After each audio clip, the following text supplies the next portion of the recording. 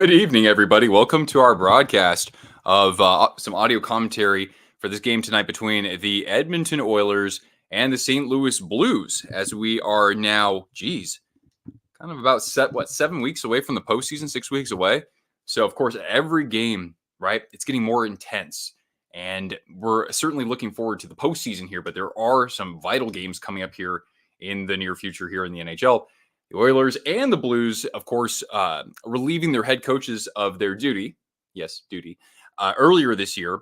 And so far, both teams have succeeded quite a bit. The Blues coming in with a 17-12-1 record under their head coach, Drew Bannister, who relieved Craig Berube. And, of course, we also have the Oilers succeeding quite a bit with Chris Knoblauch as their head coach. I always want to say Chuck Knoblauch. I used to watch him with the Minnesota Twins and later with the Yankees. But with Chris Knoblauch, the Oilers come in with a record of 31-11-1.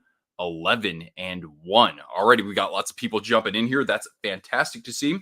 And we'll be sure to have a great game tonight. Well, at least pretend like we're enjoying a great game tonight in the company of some of the greatest hockey fans that you'll find here on YouTube. So thank you so much for joining us here. And I'll, welcome anybody, no matter who you cheer for. It's great to have anyone here. We want to welcome all the fans that we can. All right, cool. So who do we got here anyway? Breaking news. What's that? Dallas trading for Chris Tanev. Okay.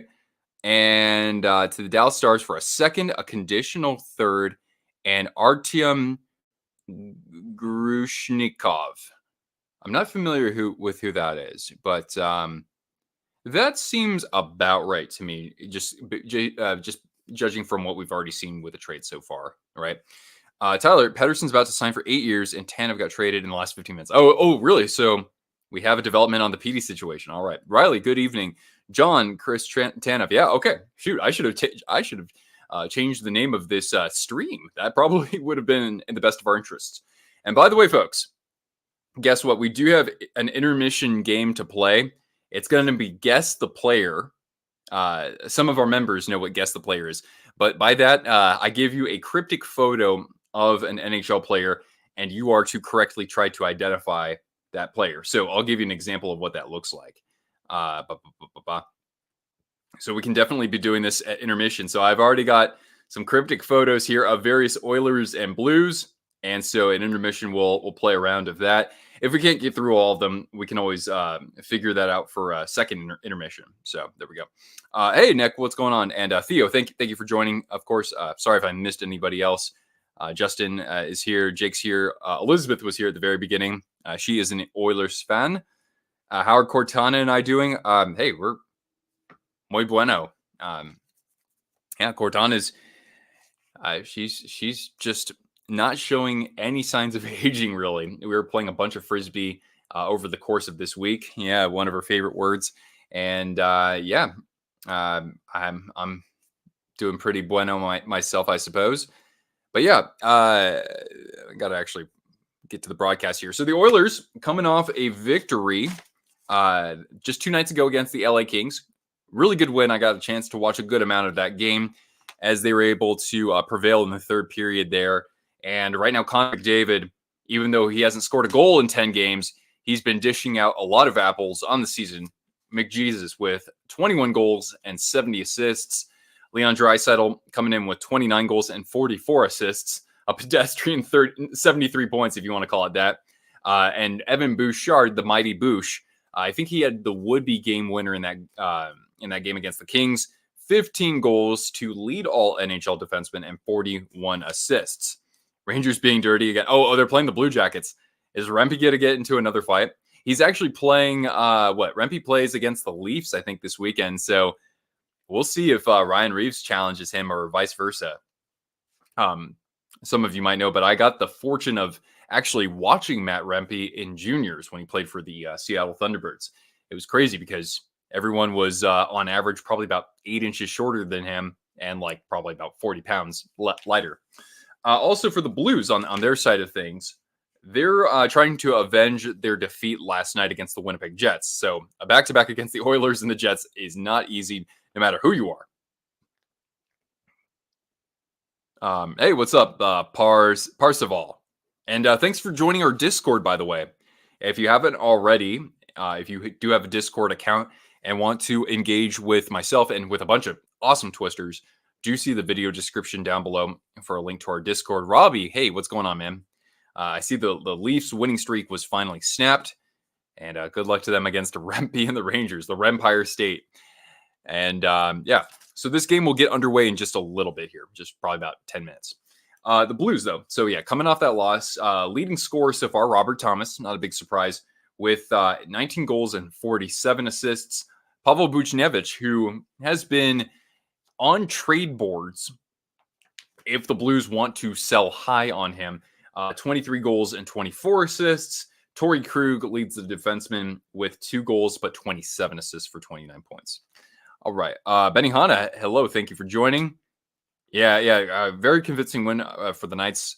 When you have Shea Theodore and a healthy Aiden Hill, I mean, this team can still be pretty deadly, right?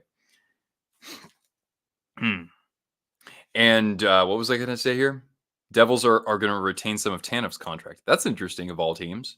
I'm going to be looking out to see if my Sharks do something like that as well to, because they do have some players that they could trade themselves, but to, consume some salary because they will have some cap available. Tanev to the Stars, though. And I know Dallas Stars fans have been clamoring for some defensive help. And we did see that kind of break down for them last postseason, barely squeaking by against the Kraken. And of course, defeating or getting beaten 6 games by the Golden Knights. Vladimir the Hamster. That's probably my favorite name that I've seen in a while on here. Just came in. Do you have a favorite team?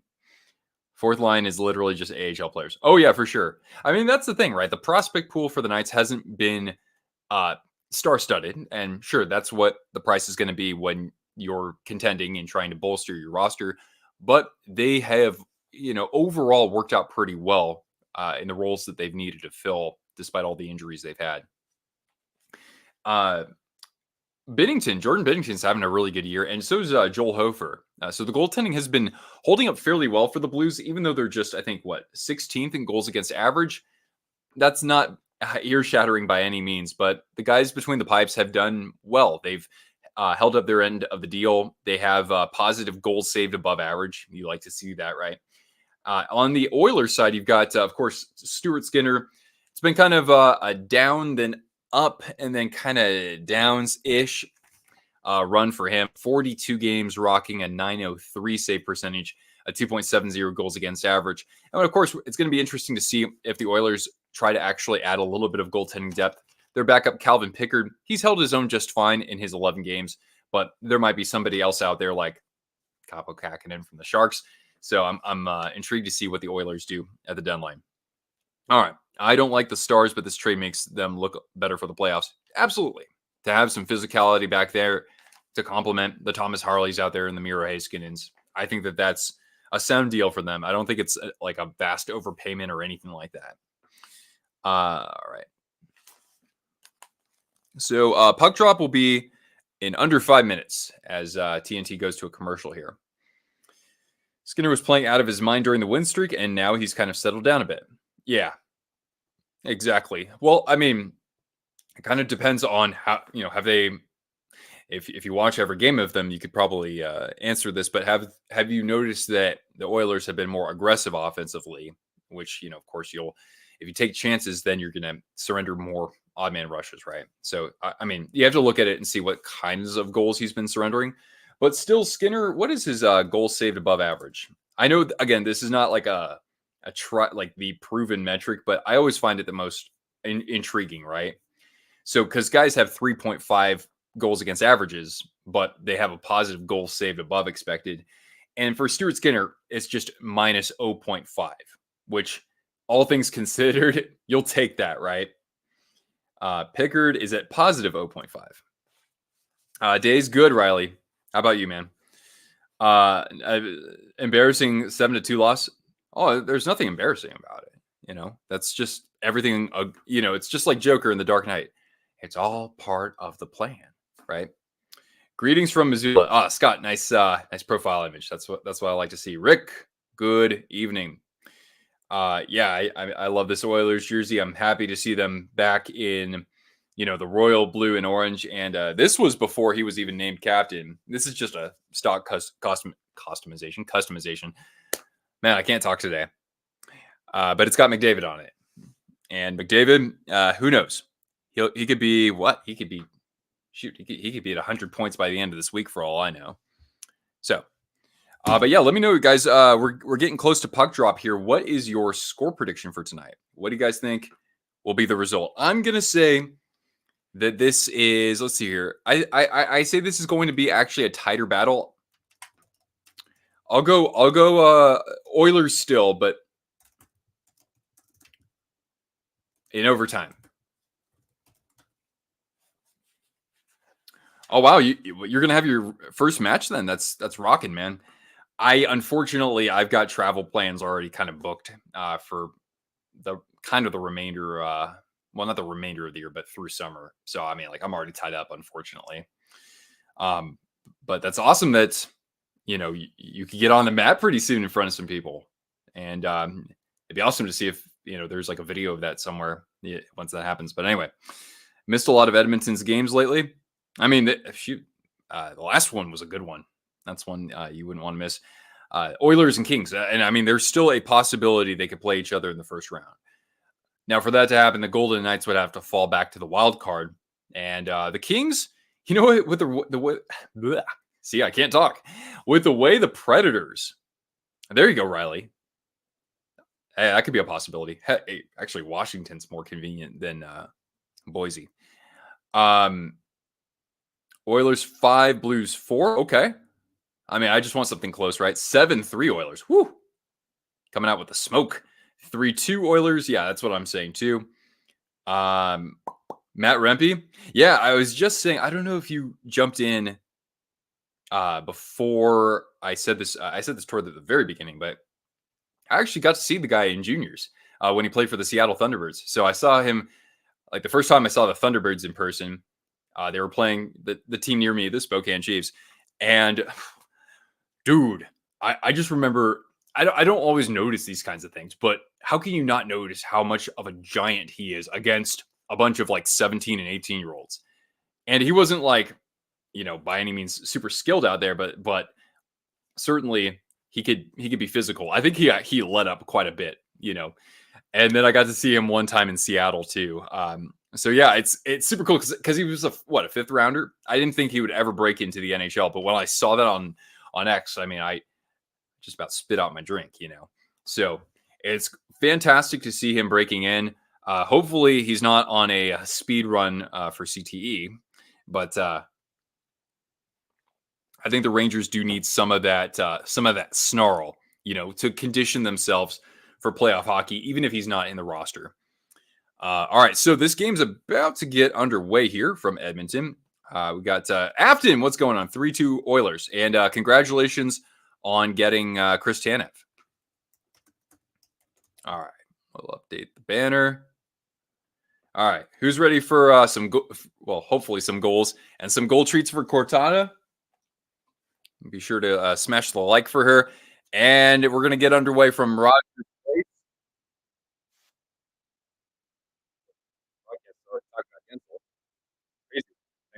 Him and Russ injured. But anyway, we're underway from Edmonton as the Oilers control the opening draw. And a stretch pass into the blue zones. Feels like I haven't done a broadcast like this in about 2 months. We did the stadium series. Get up the brightness on my monitor here. Blues able to fish it out, and a bobbling puck. Not quite cleared out now behind the net. Evander Kane against Colton Parayko. That's a pretty good amount of beef there. Kept in, I believe, by Bouchard, and now Kane. A stick check from Parayko, and the Blues will bump it out of the zone. Here comes Jordan Kyrou on the top line, playing with Robert Thomas. Takes a shove from Darnell Nurse, and here he is in front of the net. Oh my goodness! And Krug had a good look, but I don't think he was able to get a full stick on it. A shot from Falk, and that goes a little bit wide and rims around for Krug to play back to Justin Falk. Some real big guys on the ice right now. Cycled below for, I think, Jake Neighbors. This is my first time really watching him. And now Nurse. Finally able to move it clear, and McDavid will take over as he feeds it along for Leon Draisaitl. A centering pass that gets picked off. Oh, cool. Who are you seeing, Nick? Kevin, what's going on, man? Hey, glad to have you here for to hopefully see the Blues rebound. If we're talking about St. Louis. Oh, and a delayed penalty, by the way, to the Oilers. I don't know who that's going to be on, but we'll find out in just a moment here. Still playing for the whistle though. Skinner's letting three get by him. I mean, all things considered, you'll take it, right? Victoria, hey, thanks for jumping in here. All right. Still a delayed penalty. Oh, Zach Bolduc. Yeah. Another player I've never really watched before. A shot from the point, and did that go off? I thought that might have gotten off the post, but I think that just hit the glass. And we have a high sticking call, and Leon Draisaitl will go to the box for the Oilers. And so the Blues, whose power play comes in at just 17.4%. Well, this is a good opportunity. The Oilers' penalty kill, middle of the pack, it is ranked 15th.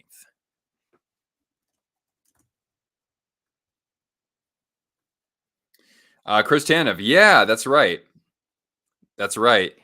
Hey, not a bad deal.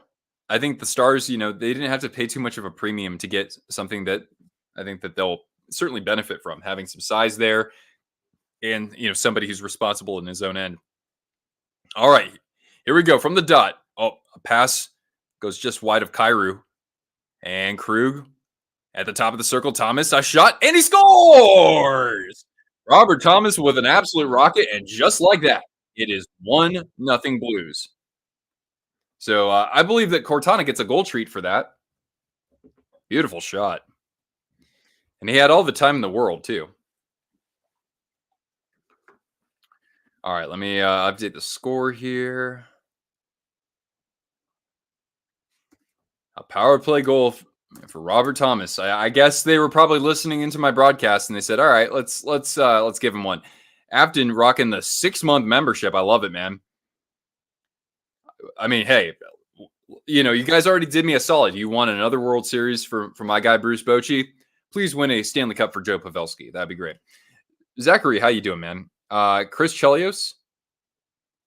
Chris Chelios said that Patrick Kane is the greatest American-born player of all time. And if you're Kane, that is one of the highest of honors that you could receive, honestly. Because Chelios, Mike Modano, right? Like these are Brett Hull, if you want to consider him American versus Canadian. Those are like the top players to ever come out of the United States. All right. And oh, by the way, Bennington's in net for the although Hofer, like I said before the season started, I was keen to see how he do. 2-on-1 Bolduc. Oh, and a good stick check there by Kulak to break that up. Otherwise, that could have been a one-timer. And now Scandella around the net looking for Hayes. Bolduc feeds it for Scandella. Shot. And Skinner's going to just easily field that as we've played just over 3 minutes here in Edmonton. No shots on goal so far for the Oilers.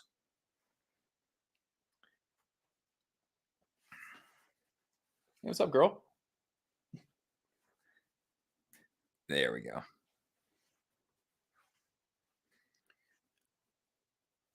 Boy. Yeah, that was a top corner snipe from Thomas. And yeah, there was a screen in front of Stuart Skinner. All right, Oilers dumping this down. This will probably go for icing, and it does.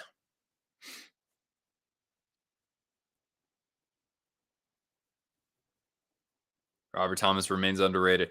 I've only done what I think we had one Blues game earlier this year. He was maybe the best player on the ice, at least for St. Louis. He was. But yeah, I think he's not quite getting the publicity that he should. We'll see what happens if he's able to get his team into the playoffs. I usually like to, select a player like that who can really drive the bus for a team that otherwise probably doesn't get into the postseason and hopefully, gets in the Hart Trophy conversation. Somebody like something like what Kucherov has done this year. But holy crap, Vasilevsky just does not look himself, man.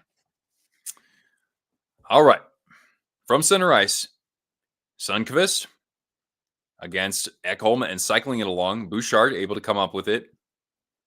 Saad Nice job picking that off at the top of the zone. Sundqvist a shot, a deflection, a little bit wide of Skinner. And now Saad will go to work again. Spokane native Derek Ryan. Heck yeah. Or that might have been Hyman. 10 or 18, I can't tell. No, I think it is Ryan. Good to see him out there. Well, anyway, still alive in the Oilers zone. And a chance in front. Thomas couldn't quite get the backhand. And now from center ice, the Oilers will just chip this in and get a change. With 4:20 gone by here in the opening frame. The Rays don't have a World Series yet. They've just lost 2. But I hear what you're saying. The Buccaneers won, I think, just about the same time as the Lightning did, right? Blues getting some good zone time and a shot. What was that? Out from behind the net, a feed to Buchnevich, and it's already 2-0. That was a fantastic pass. I think that was from Kyrou. Wow. And I said 3-2 Oilers in this game. My prediction does not look particularly sharp. But yeah, Kyrou and then Buchnevich, just good positioning on McDavid there. And it goes off of Skinner. And already 2-0. How about that? Yeah, I guess Bannister probably gave his team a bit of an earful after last night's disappointing performance against the Jets, but 2-0. But yes, plenty of time. Plenty of time indeed.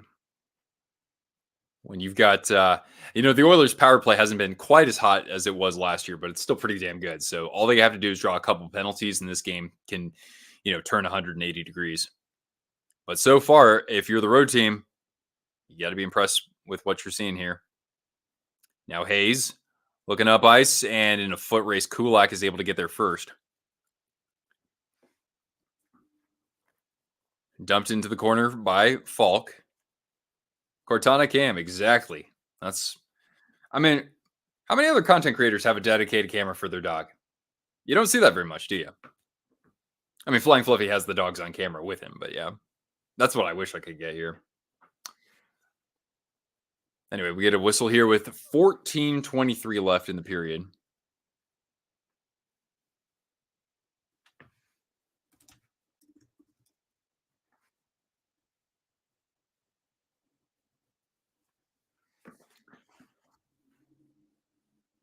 Hey, what's up, Dean? I guess the Blues.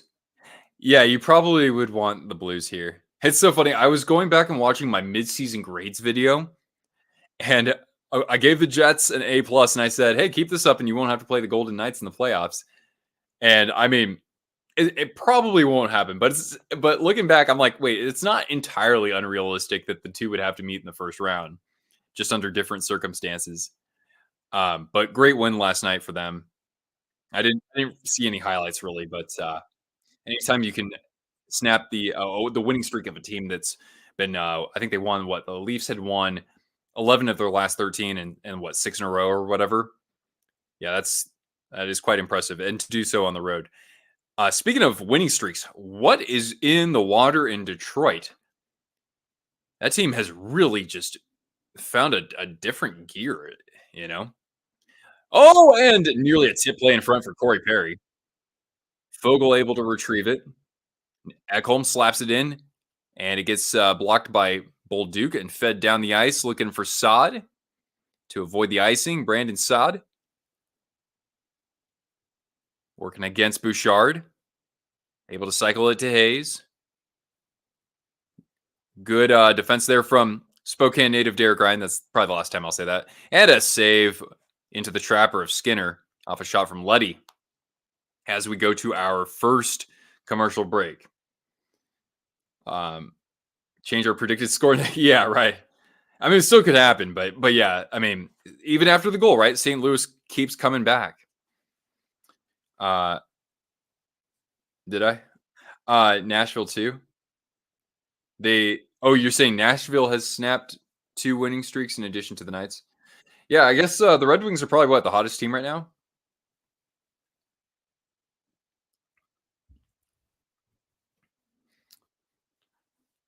Oh man, it's got really warm. I don't know why. It's not that warm in here. I don't know. I'm like warm up in here in the sinuses or something. But yeah, we're at a commercial break, so we'll get back to the good stuff in just a moment here. Oh, Nashville's on a winning streak. Got it, got it. Yeah, I mean, it was interesting because they had a good stretch. I want to say like maybe like 6 weeks ago, and then they started kind of falling back down to earth, and now they're on the rise again. And here's a team that we keep waiting for them to trade Saros, and Trotz came out today and said he likely will not trade Saros because he has one more year left on his deal and no trade restrictions. So that gives Trotz some flexibility. Although he did say that it's certainly possible that either Alexander Carrier or Tyson Berry could get moved because I think they're both on expiring deals. Dallas on a hot streak. Not they kind of were on a good stretch. I'd say about what, like 2 weeks ago.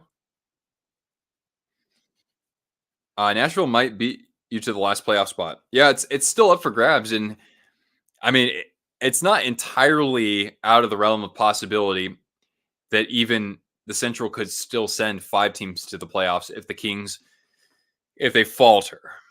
I don't think that they're necessarily going to. I still like the way that their roster is comprised. By the way, I forgot Dubois was even on that team.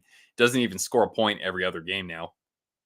But yeah, the wild cards right now, I mean, as you would expect, are very much up for grabs. But yeah. Oh, and don't forget the Minnesota Wild are still battling too. They had a hard loss against the Hurricanes last night. It was a very close game, but Minnesota's right in that conversation too. And hell, even the Flames. We'll see what happens after they trade Tanev and Hannafin, you would think, but the Flames they've actually been winning some games here and there, and the Kraken aren't completely out of it either. It's just that like those teams haven't really caught fire in a while, especially like Seattle. Mason is Sidney Crosby? No, if Sidney Crosby is he's aging like a fine wine. And Edmonton finally getting a bit of a cycle going, but after a little bit of time there, the Blues are able to get a change. Is Hurdle out for the year? Not definitively, but between him and Couture, I think Couture is probably going to be out for the year. Hurdle, I'm not entirely sure about, but I don't think the Sharks are going to be in a rush to bring him back. Let me just say that. So you think that maybe the Blackhawks could get a win here and there, so that the Sharks can finish with the worst record. Anyway, is it so? Sidney Crosby is the hockey player. Mason Crosby was the field goal kicker, and Max Crosby, to put another wrench in this, is on the Las Vegas Raiders, and he's an incredible pass rusher. You guys are just beastly. About 11:30 left here in the period. Blackhawks winning streak upcoming. Exactly. And also, intermission guess the player is upcoming too. Blake Wheeler a couple weeks ago. I don't think so. I haven't heard anything about him in a long time. Yeah, Sid is still kicking ass.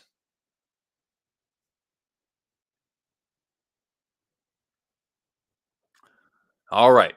Oilers cycling this behind their net, or behind the Blues net. Ryan or Hyman, a shot from the point, a little bit wide, and Vogel was trying to slam that in from the side of the net. Work back to the point. Desharnais. Shot from the point, blocked in front by not Pareko. Perudovic? Alexandrov. Okay, I didn't see him on the depth chart last game, so anyway. We'll get a whistle here. Dan the man. He's back. Hey man, how's that win streak treating you?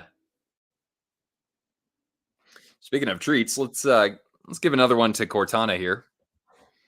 Some organic apple. Bill, what's up, man? 2 gold treats. Yeah, two quickies.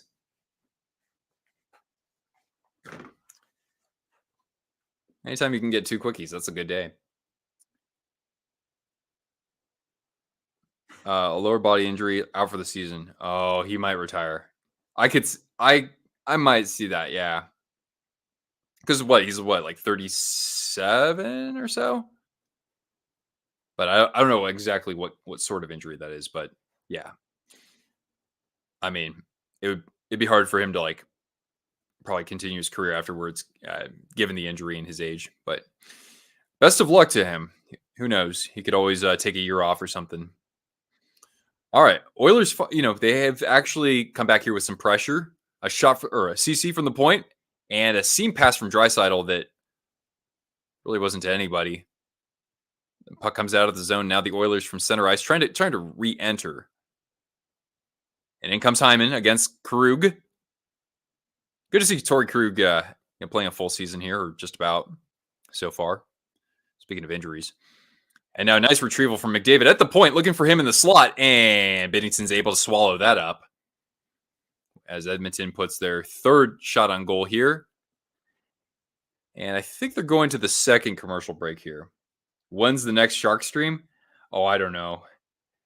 I haven't really been watching the Sharks much, I'd say, since like, I don't know, mid-January or late January or something. I watched a little bit of last night's game, though. Especially it was fun seeing Timo Meier because poor Timo, it's not been a good time for him in New Jersey so far, or at least this first full year. But he had a really good game last night. Penguins Canucks game last night. Yeah, all I saw was the overtime. It sucked for Demko because he came up with an awesome save before Carlson shot it in. But Penguins are staying alive, even though a couple of their key pieces are out of the lineup. Oh, man. God, back. Oh, all right. Yeah, I wish I could check in on the rest of the NHL, but there's only one other game going on tonight, and that is the Rangers and the Blue Jackets. And the Rangers so far have a 2-0 lead in the second period, or excuse me, the start of the third period. Goals so far scored by Artemi Panarin and also Adam Fox. That's the 34th for the Breadman and the 10th for Adam Fox. That one coming on the power play, picking up assists. Trocheck on the Panarin goal and Kreider on the Fox goal. As the Rangers look to continue what's been a stellar stellar, I guess, stretch for them since the All-Star break, with a pretty good cushion so far in that Metropolitan Division. Nothing's safe, but I still think that when, if you're up 6 or 7 points, even if you've played a game or two extra, that's hard to battle back from if you're like Carolina or whatever. Besides, Carolina, who knows? Like facing third in the Metropolitan in the first round, that's not that much worse than facing a wild card. So the tank for celebrating plans going great. And, I might even be making a video, not specifically on the tank per se, but something adjacent to that. Because right now, I mean, it's looking like Mike Greer. He put the Brent Burns trade behind him. He had to make that deal just for salary cap reasons. But yeah, since then he's done a couple of really, really great moves out there, and drafting's been praised so far too. With the Sharks coming in, or at least on the Athletic, with them recently releasing the prospect pool rankings, which they'll finish in a couple days. But the Sharks came in at 4th best, which that seems like a stretch to me, but it comes from somebody who knows the game much better than me and Scott Wheeler. And so I'm stoked. Zetterlund. Yeah. I didn't like him when he finished out the season with the Sharks. I was kind of surprised that he stuck around, but now I can see why the Devils fans, lots of them just said, you're going to love this guy. And I mean, stick him on a third. Once we get those prospects in there, you put him on a third line and he'll play that role. Like, that will really start to actually, create some impact to help contribute to wins, right? Because he can play his best game, but, the rest of the talent behind him, not the sharpest in the shed, right? Is this Sid's final year? Oh, no. Sid's just been taking remarkable care of himself. And he's still just performing at such a high level. I know Bergeron was very similar, but Sid, no, he wants another. He wants a real crack at the Stanley Cup. Are they going to move Capo? I don't think Greer's. I can't. At least from what I know, he hasn't been like specifically asked about like specific players like Capo. But the problem here is that Blackwood got injured last night, which sucked because he was playing his butt off against his former team. So I know Magnus Krona got recalled. But if Capo's hurt, it makes like long term, it makes it harder for the Sharks to trade Blackwood because then they don't have a real goaltending tandem. Tributes of Sidney Crosby. Well, I mean, he's one of the greatest to ever do it. And last night he scored his 1,000th even strength point, or at least at 5-on-5, and he's I think only the 9th or 10th player in NHL history to ever do that. Isn't that nuts? And I mean, you think about Sid, like he had those concussion problems early on. He also, played during a couple of shortened seasons. The Oilers coming 2-0 with Corey Perry or Derek Ryan and crashes into the net. With 8:20 left here, no penalty to be assessed.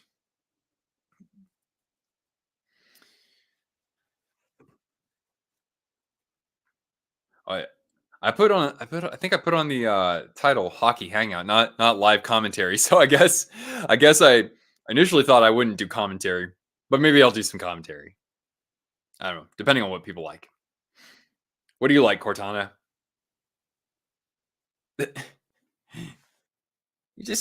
You really just stare at me for 3 hours, man. That's why you're so great. You're irreplaceable, my friend.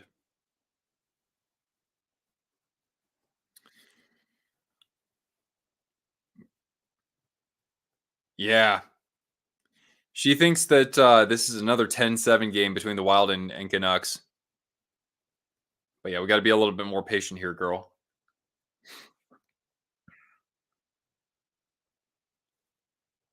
Yeah, Oilers the last, I'd say, about 5 minutes have looked a lot better. They're getting their zone time. A nice job there by Kyrou, though. And a shot, and Pareko. If Skinner able to fight that off. Hey, what's up, Ethan? Good evening to you. Draisaitl trying to get it clear. A bobbling puck. Bouchard from the back of his zone. Giants videos? No. Not at least not on this channel. Boy, I don't know what there is to say about the Giants. Unfortunately, I'm looking forward to seeing what happens with Jung Ho Lee. Though I think that's his name, right? On the wing, here's Fogle, a shot, a save by Biddington, and they're one and done in the zone as Sundqvist chipping it to center ice. Oilers sending it back down behind Biddington, and Krug shielding it away from the forechecker. A shot from Darren. Hey, go! Oh, it just nearly went in there. Or had deflected off of somebody. Couldn't quite trickle in though. Yeah, exactly, Scott. What was I going to say? One thing is for sure though. It's going to be kind of weird seeing Brandon Crawford in a Cardinals jersey. Oilers able to cleanly enter the zone here, but now Nathan Walker can chip it out. Nathan Walker? Sean Walker. Nathan Walker. Sean Walker's on the Flyers. Pardon. Yeah. Correct. Crosby's first season was 05-06 right after the lockout. So yeah, he's had a very lengthy career, but of course, kind of like we say with Mario Lemieux, right? If it weren't for his ailments, especially, this is during early in his career and in the prime, in his early prime, right? Like we could be talking about Sid as, who knows, maybe one of the top 5 or 6 scorers of all time. I mean, probably he could still produce at that rate and get there, but yeah. Crawford signing was a surprise. Yeah. Treat him well. He's a legend. I wish him the best, though. I mean, hell, it's not like my team's going anywhere this year. Crosby's under contract until next year. Yeah. And it's crazy because here he is making under $9 million when you see some players like McKinnon making now like 13. I understand why, of course, because of when the deal was signed. But Sidney Crosby is the epitome of selflessness. Hyman able to gain the zone. Nice job by Nurse. Oh, and nobody's out in front on the centering pass. And here comes Jake Neighbors. Flings it along for Saad. He dumps it in. Skinner plays it with a stick. Oh, barely able to get that by Saad. That was dangerous. And now with speed, McDavid. And that puck gets a little bit ahead of him. Down to 5:22 left. We dropped the gloves with a rookie in the preseason. Oh, that's right. I forgot about that. Yeah. I forgot about that. I don't know how much Crawford will play because of Mason Wynn. I've stayed so much out of baseball over the last several years, so I don't even know who these guys are. The only Wynn I know is Randy Wynn. All right, Connor Brown cycling it, and at the half board, Derek Ryan bringing it behind the net, out to the point. Bouchard feeds it over to Ekholm, a shot, and gets blocked. Holloway able to pick it up. Flings it around the net. Bouchard looking for somebody out at the point, and this comes out of the zone with 4:25 left. Any thoughts on Will Smith? I haven't even watched him this year, but just looking at the numbers, I know he plays with Gabe Perreault and Ryan Leonard. These guys are tearing it up. They're at the very front of the pack in scoring in college hockey, which is tremendous to see that, And I don't care if we want to keep Smith, or if Smith wants to stay another year at Boston College, by all means do it. We'll be fine without him for the next year. Crazy vision. And from what I've heard, he does play strong defensively too. But yeah, I'm happy to see. Oh, here we go. A chance. Nice save there by Binnington. Good job coming out of his crease. And what a great block by Alexandrov. Otherwise, that would have been a goal. And Binnington able to cover that up with 3:30 left. Will Smith. Yeah, the Fresh Prince. I kind of just want to call him Jiggy. But I know that was... There's only one Jiggy in the minds of a lot of hockey fans. So I do respect that. Or we can just call Will Smith. We can call him Miami. What a stop. Yeah. I mean, you got to applaud him for coming out aggressively like that to cut off the angle. I think it's Celebrini and Musty. Yeah. Yeah, Musty seems like a strong kind of almost power forward finisher guy. Anyway, final commercial break here. Blues hanging on to that 2-0 lead. Oilers have woken up, but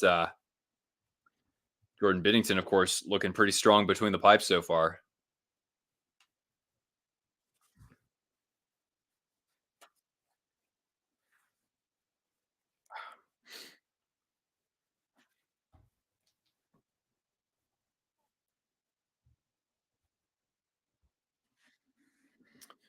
Cortana is eager. Oh, yeah.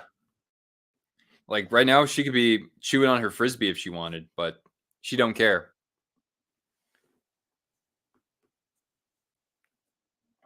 Huh? What you doing there? Get your boop. Get your boop. Get your boop boop. Anyway, let's see if anything's happened in this riveting game. Yes, the Blue Jackets have at least gotten one on the board. They have a power play right now, but it is now 2-1 Rangers. Cole Sillinger with his 9th of the year. God, wait. You know who I've totally forgotten about besides Cole Sillinger, but on a higher level here? Why does Kent Johnson only have 6 goals and 10 assists in 41 games? And why is his ice time down to 13:31 per game? Wasn't this guy supposed to be just an absolute baller? Yeah, McKinnon's a cheat code. After like what's going on, man? Like, how come you guys cannot win a single game against the Avalanche or the Golden Knights? Got it. I hope Tanev can help figure that out, man. Knights entry draft Matthew Cataford has been tearing it up with the Mooseheads. Gotta love the Mooseheads. Speaking of Nathan McKinnon, right? His alma mater. Yeah, I'm not familiar with him, but I'll have to keep my ear to the ground. On the NHL giving the Winter Classic and Stadium Series to the two worst teams in the league. I mean, I made a whole video on that a couple weeks ago. I'm happy for the Blue Jackets though, because they haven't. Because right, like they've hosted what maybe an All Star break, so it's good for them, and I'm glad they got the Red Wings to play with them. That's the key piece there. Blackhawks playing the Winter Classic. I know it's about ratings, right? Because the highest rated game this year was not the Winter Classic. It was Bedard's debut against the Penguins. So I understand their line of thought. I'd wish though that they'd wait until the Blackhawks were good. It's not going to happen next year. They do have plenty of young talent. That's good, but give it a little bit more time. Then I'd be cool with it. The Golden Knights are the Eagles of the NHL. How do you figure that? It's funny because not exactly the biggest Eagles fan myself. Let the kid play. Yeah, let him develop more. And, because he's not going to be able to do it all by himself to help this team get some wins. McDavid! Oh, juke! A shot and a big save by Binnington. That's his best of the game. That was a great one. Just black. Oh, here's Pareko. Backhander a little bit wide. Scooped up by Hayes. Sends it back in for Sod. Winning the Hart this year, Theo. I mean, I got to give it to Kucherov. If they get into the playoffs, I think it has to be Kucherov. As dominant as McKinnon has been, Kucherov is like doing this all by himself to get his team into the postseason. So I got to pick him. And Bouchard gets tripped up. Is that going to be a penalty? Yes, it is. And so the Oilers' third-ranked power play is going to come out onto the ice. Oilers can't do anything. I mean, it's all about finish at this point. They've had some good zone time as this period has progressed. Did the Oilers finally get moving last minute in the first period?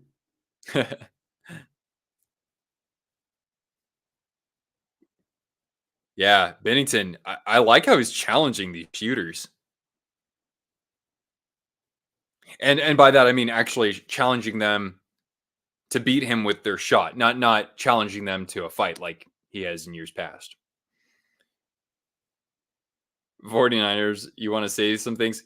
You're a Cowboys fan. I understand. Bouchard. And to the other point. And now at the goal line, looking in front. Oh, good save initially from Binnington, but Hyman, who else is going to be there right in front of the net? Zach Hyman makes it 1-2, I should say. And the Oilers strike on the power play before I could even think to update my my banner here to even signify they were on a power play. So Elizabeth, there you go.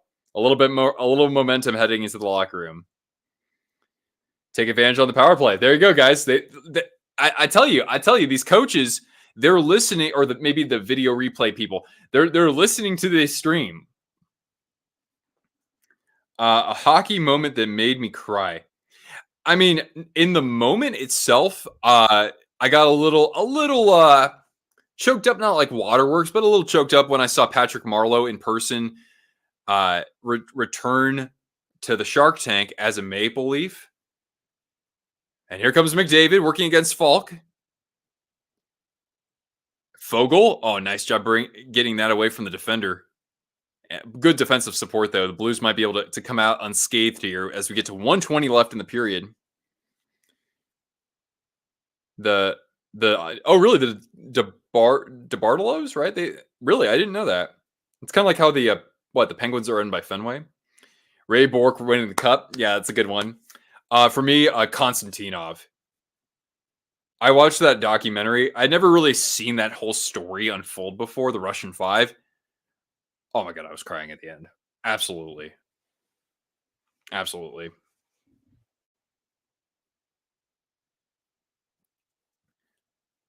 There you go, Afton. Yes, we can agree on that. But even though I hate the Packers, I do love me some Wiscos, Wisconsin, or Scotties or whatever you want to call them. Love them, love them. Some of my favorite people in this country. All right, drop pass all the way, looking for the centering pass, and nice tie up there by Scandella. Buchnevich slaps it in around Skinner, retrieved by Kulak. 11-8. The shots favor the Oilers. Yeah, I've had some other things get me choked up. I know that.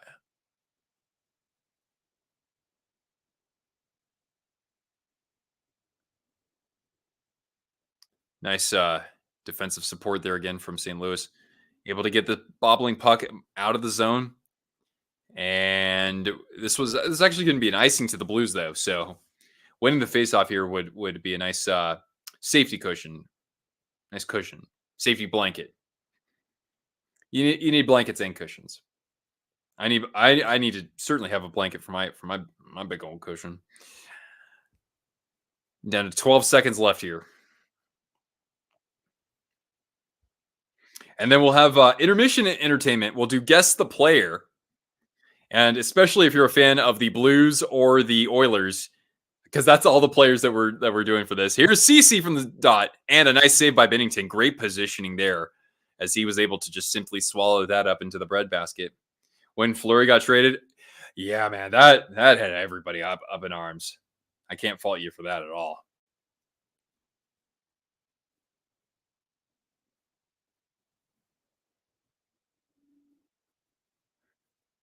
Down to 4.6 seconds as we get a final face-off. That sounds like it should be a movie, Final Face-Off, because there is a movie called Face-Off. Controlled by the Blues. Nice job by Hayes. And the Blues, hey, they come out the gate swinging, but the Oilers are able to get their game together. They trail 2-1 at first intermission. And now, you just give me one moment here. All right. Oh, God. My head's kind of giving me some troubles here. All right. So now we go to first intermission. And just give me a moment here. I'm going to pull up my guess the player. All right. Oh no, I don't want to. I don't want to ban Cortana from my screen or from my stream. There we go. Okay. All right, everybody. So we have a total of 16 players. We'll get through as many as we can here in the intermission. But let me know, which Edmonton Oiler is this? Let me know in the chat, guys.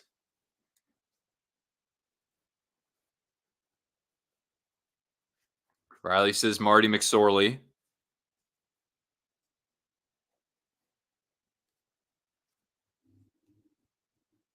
Dean says Nuge. Jeff Bukaboom. Jesse Pollock's favorite player. Well, that's not named Temu. Not Gretzky. Trevor, you might be onto something here. I mean, hey, he's not wearing the helmet, so. Any other guesses? I'll give you about 10 seconds for anybody else who wants to take a shot at this.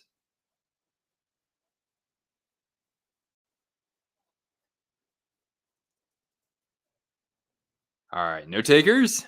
All right, here we go. This is Paul Coffey. Paul Coffey. All right, so what we do is we have 8 Blues and 8 Oilers, and so I'm going to alternate, right? So here's our first St. Louis Blue. Who is this? And these are all. This is a mix of former and current players. More former players, though, I think.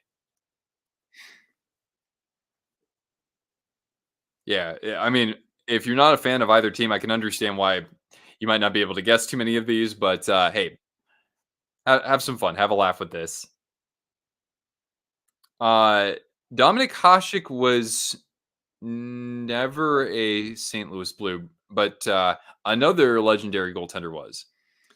Brian Elliott or Jake Allen, Jordan Binnington. Binnington's is Christian.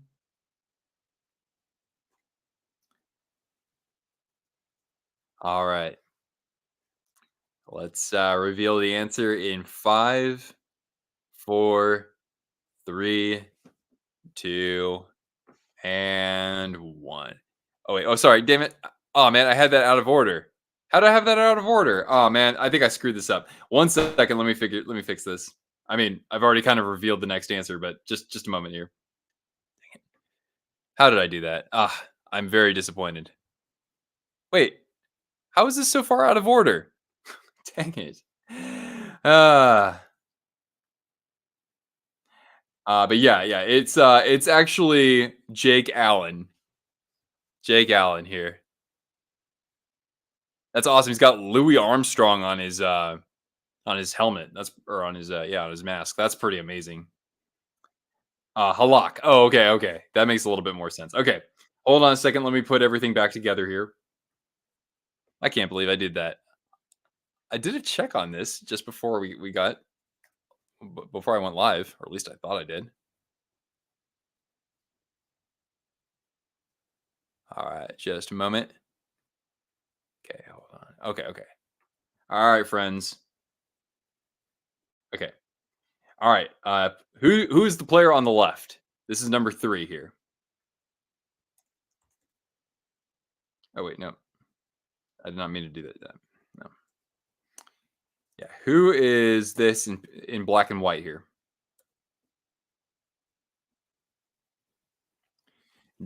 Jake says Anson Carter. Carter, comma Anson.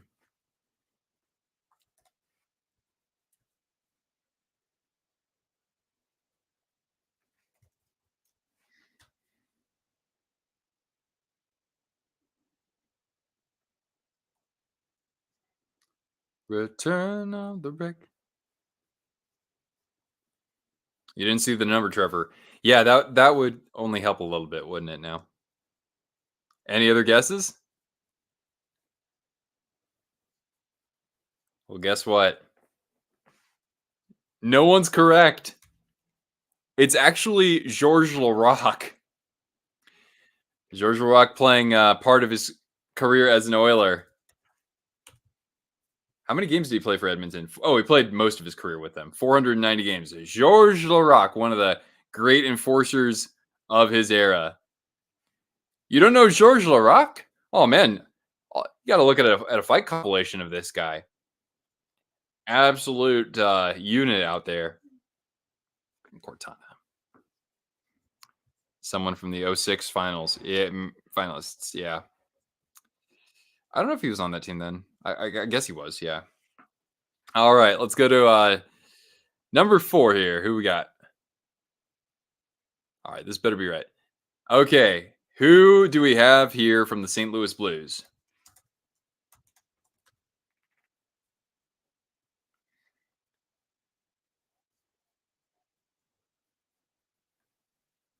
I swear, I'll be so mad if I'm gonna have to just double check on my sequencing here. But Rick is going with Gary Unger. Oh, Eric, what's going on, man? How you doing, puck guy? Christian says the Golden Brett. Yeah, we're stretching back a few decades. We are. Al McInnes. Fun fact: I actually met somebody who has this gentleman's phone number. We were talking about my Mount Rushmore video, and he's like, "How did you not have this guy on here?" He said, "Should I call this player right now and tell him he's not on here?" On there? Bob Plager. So you're thinking back a few decades for sure. All right, let's go. Okay, fingers crossed. I'm not revealing a separate answer. This, my friends. No, dang it. I thought I had this right. All right, hold on. I gotta change this up. My bad. This is all my bad. Hold on. I thought I had this right. This can really tick me off at times. Oh, I know what it's doing. I'm sorry. I'm sorry. Can you give me just a couple minutes?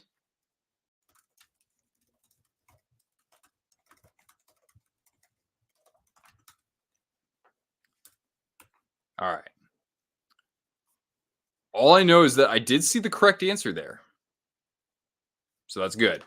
All right, let me grab this.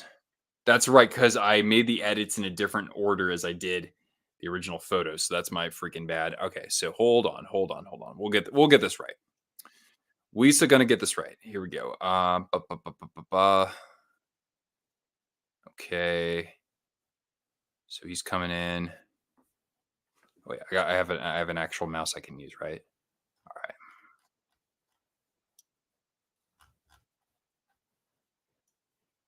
Yeah, hold tight, twisters. Okay. So we got him. Shoot. Did I close the other one? All right, whatever. I need this to be what? Yeah. And then I need what? 11 needs to come up. 4 and 12. 4 and 12. 5 and 13. 6 and 14. Yeah. 7 and 15. Okay, this should be good. But I'm gonna check one more time here just to make sure everything's okay. This should be okay. Good. It's about to freak out there. Okay. Okay, that should be okay. All right, let's see here. There we go. Okay. All right, so we had that. Okay, that's good. Okay, that's a null. Okay, there. Good. Excellent. That lines up. Oh my gosh, you guys are great. Thank you so much for your patience here. Ooh, damn, that one's gonna be really tough. All right, great. Oh wait, there it is. Okay. All right, coming back. Okay, we got this. Okay, good. All right, cool. We got it. Guys. We got it. Thank you for your patience. All right, so here we go. There we go. All right, so this player on the left here is, some of you did this right. It is totally Gary Unger. Nice job. All right, now we go on to number 5. This is number 5.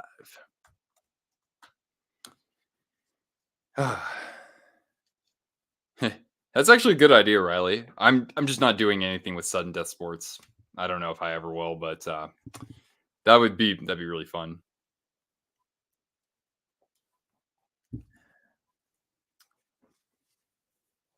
All right, so we got Cujo. That's what a few people are holding on to here. Any other guesses? Ryan Miller. Ryan Miller never played for the Oilers. Now you can spell Cortana. Yep. What about Cortana? Oh, in the meantime, hi Cortana. Yeah, here Cortana gets. See, Cortana. Like this is me rewarding you guys through Cortana. Come here, sweetie. Good girl. Mike Smith. All right, here we go. Let's reveal the answer, and it is indeed. I saw the correct answer is Curtis Joseph, aka Cujo, with that iconic Cujo mask from which Stephen King novel is that? I don't know. I think it is just called Cujo, isn't it? Anyway, let's go to number 6. Who is this?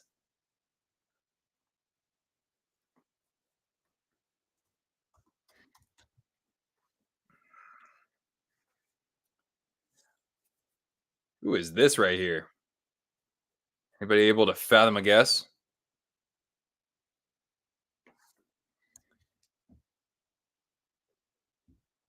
Rickerson, Bernie Federko? Well, one thing's for sure. This is from a very, very specific set of years because I think the Blues only wore these jerseys for, I don't know, about 3 or 4 years. Anybody else? Danny Heatley. Was Heater ever a Blue?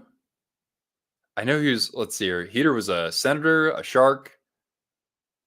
A Thrasher. Oh, he was on the Wild. That's all I remember. But yes, chat, you got that one. It is indeed Blues' all-time leading scorer, Ernie Federko. Yeah, Cujo played a lot for the Oilers. All right, this is number 7. Who we got here for number 7? This one doesn't have any blurring. It's just cropped kind of funny.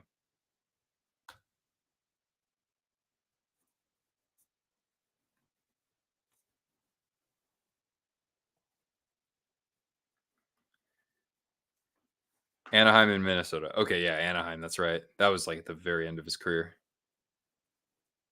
Theo's leaning toward Nugent Hopkins.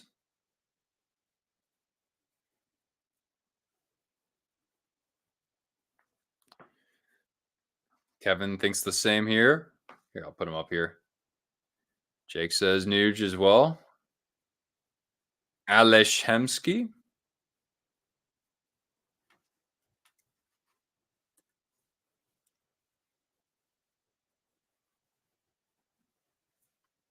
From the town of Pardubice.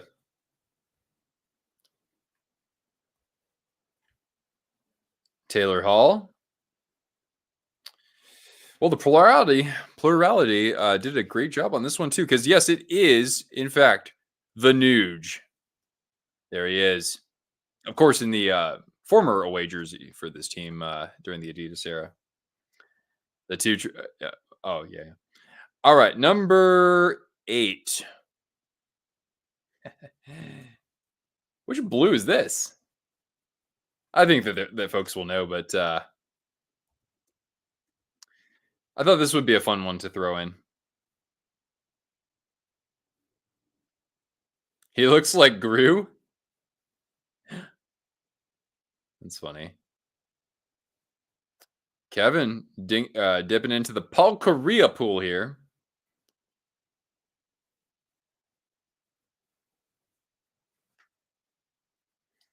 If you need a clue, you could look at the patch here.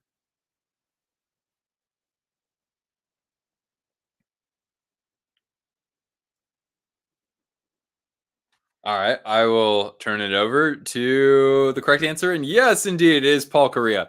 The rule of thumb with these streams, as I've discovered, is that Kevin here at MK Productions, he is the ace in the hole, really. Anytime he joins a stream like this, the chat's going to win, man. It's going to be like, I'd say like a 94% succession rate. So you're in great company.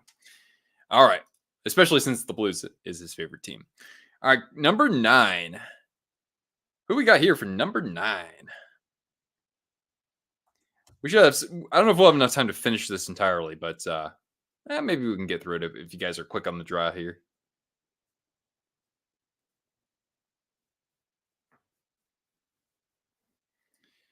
Kevin and Theo say Messier. Messier or Yari Curry.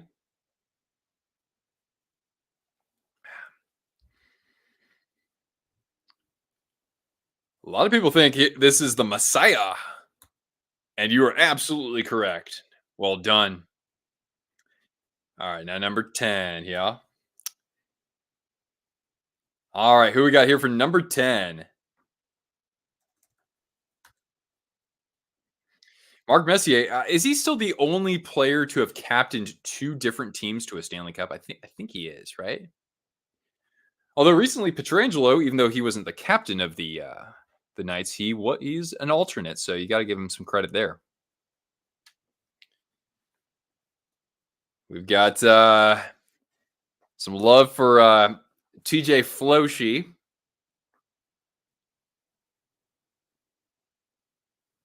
Yeah, dog, you guys got it. It is TJ Oshie, one of my all-time favorites, of course, or as we might know him as TJ Sochi.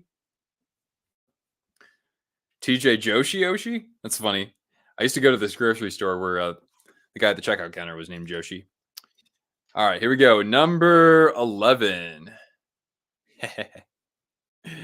Number 11. The guy in the foreground, not in the background. Oh, wait, whoa. How did I just stop sharing my screen? That was weird. Hold on a second, guys. I didn't press anything, I swear. All right, hold up now. There we go. Okay. What about yeah, Oshie played I think about 5 years with the Blues more or less. But yeah, when we look back on his career, of course, he'll be remembered as a Capital. Yane Niinema. Uh the period's going to get underway here. If you guys want to keep playing, let's finish this out, but we got to do it quickly, okay? Yeah, anybody have an idea on this one? Let me if you want a clue, I've produced a video on his career at some point on YouTube. There is a video on this player's career that I made. Let's keep doing this. Okay. Um, he was known for his cheap shots, especially in the playoffs. Dustin Penner, not a bad guess, but no, it's not Penner. And Penner was not a cheap player. Scott Stevens, nope. Stevens played his whole career. Well, he played with the Blues for a year, but this is of an Oiler. And he was actually captain of that team too. Penner or Pronger, not a bad guess. I think I see the correct answer, Riley. Heyo, it is indeed dirty ass Raffi Torres, Mister Sharks Cali Finn jersey himself, Raffi Torres. The water's under the bridge, though. The water's under the bridge. It is Raffi Torres. Nice guess, man. That's an elite guess. All right, number 12. Who we got here? Number 12. Blast from the past, exactly. So yeah, we have 16 of these in total. So we'll be done with this pretty soon. We'll get back to the game. Connor McJesus Church. Hey, I came prepared too. I got my 97. Looks like the folks are saying the great one, as we have some interesting crossover between these two franchises, right? Pronger, Grant Fuhrer, and of course, the great one himself, Wayne Gretzky, captain of the team when he came over in the trade deadline. Isn't that crazy? I don't think we'd see anything like that ever again, would you? Would we? All right, let's go for number 13 here. Number 13. Who we got for number 13?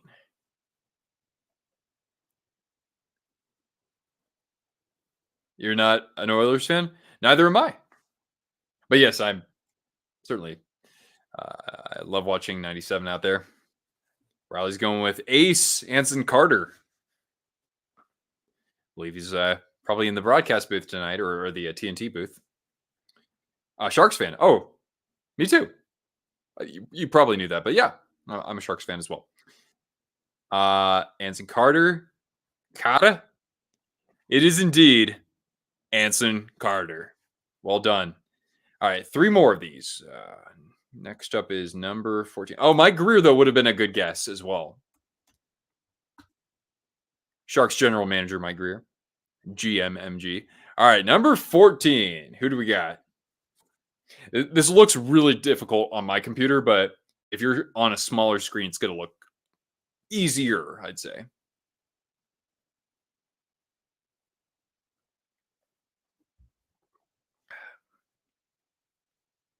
Oh. Keep up the guesses, guys. Did anyone hear about the Tanev trade? Yeah. Good job by both teams, especially Dallas not overpaying, I don't think. I think that's a pretty fair price in what should be a seller's market.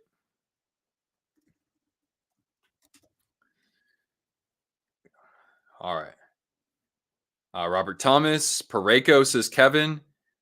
Did Dustin Byfuglien ever play for them? No, he never did. Byfuglien was on Chicago and Atlanta and Winnipeg. I think that's it. Any final guesses? Parayko or Rob Tom?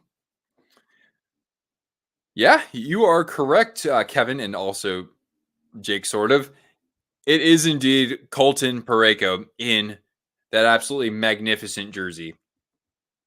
All right, now on to number 15. Who do we got here? Two more left.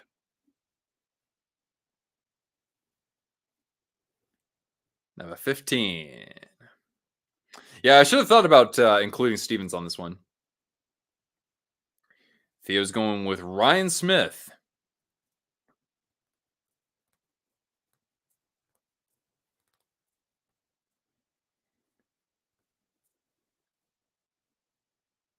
Oh, Hyman. Oh, he apparently had like a breakaway or something. Tomas Hurdle. Fun must be always. Yeah, you guys hit it. It is indeed former captain, Ryan Smith. I was just curious to see if anybody said Taylor Hall. Oh, somebody scored. Zach Hyman.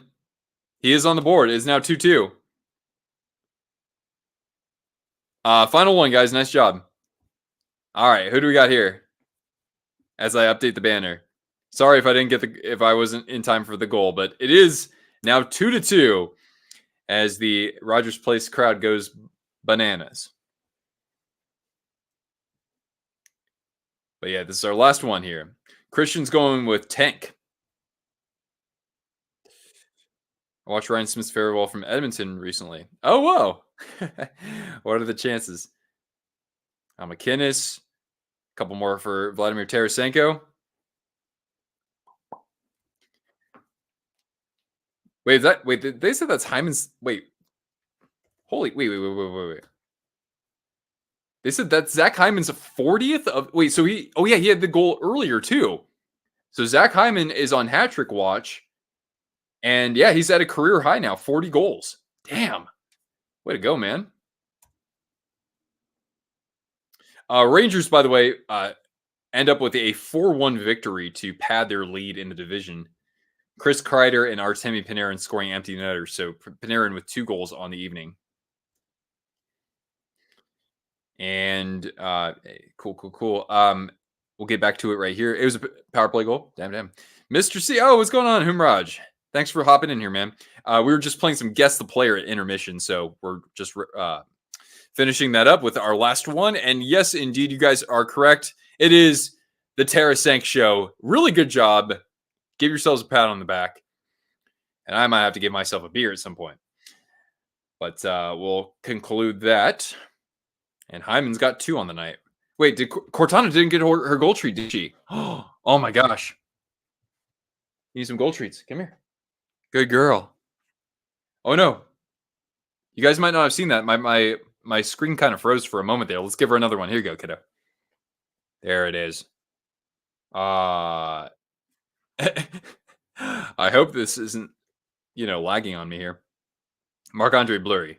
Haha. All right. Get back to that. Oh, another chance in front. As the fourth line trying to strike here for the Oilers. And they've really been piling it on after the goal. All 3 seconds that I've actually seen. But of course, we got the great John Forsland in the booth on the broadcast. So I'm going to trust what he says. Because when it comes to play-by-play commentary for a specific team, at least, very, very few can do it like John Forsland. He's probably my favorite team play-by-play guy in the NHL.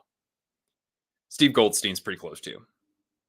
And of course, Randy Hunt is number 1. That just goes without saying.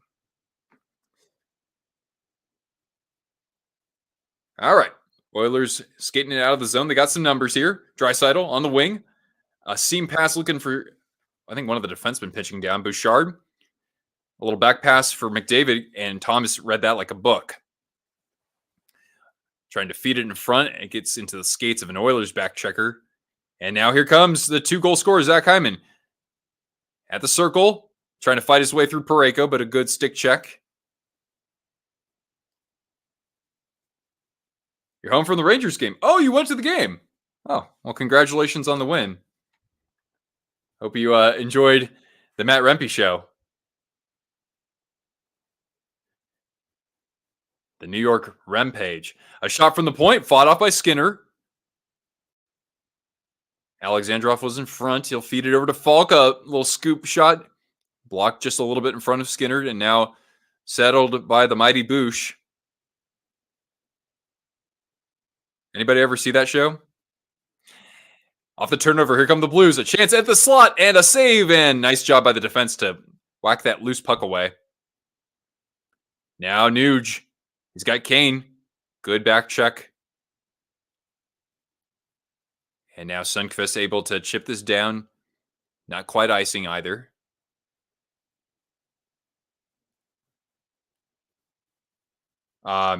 Yeah, I mean, I've kind of put the brakes on sudden death for anybody curious. All right, now Nugent Hopkins at the circle. A shot from Kane, rims around the net.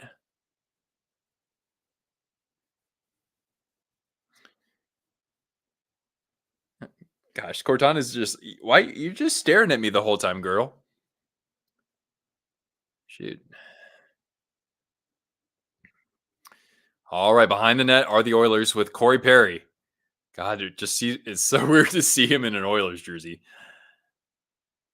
And now up the wing for Jake Neighbors in the corner, sealed off by Desharnais. Fogel, the one-time Carolina Hurricane, at center ice. Comes in with speed, feeds it back. Good pressure on the back check. And now Desharnais is going to have to chase this. And actually, the Blues have iced the puck here with 10:58 remaining in the period. Wow, haven't had that many whistles. I don't mind that at all. There we go. That was quick. Rennell, what's going on? What about Minnesota? Skull? Go Vikes. And in the blue zone, good face-off win there from Captain Braden Shen, but we get a deflected puck out of play.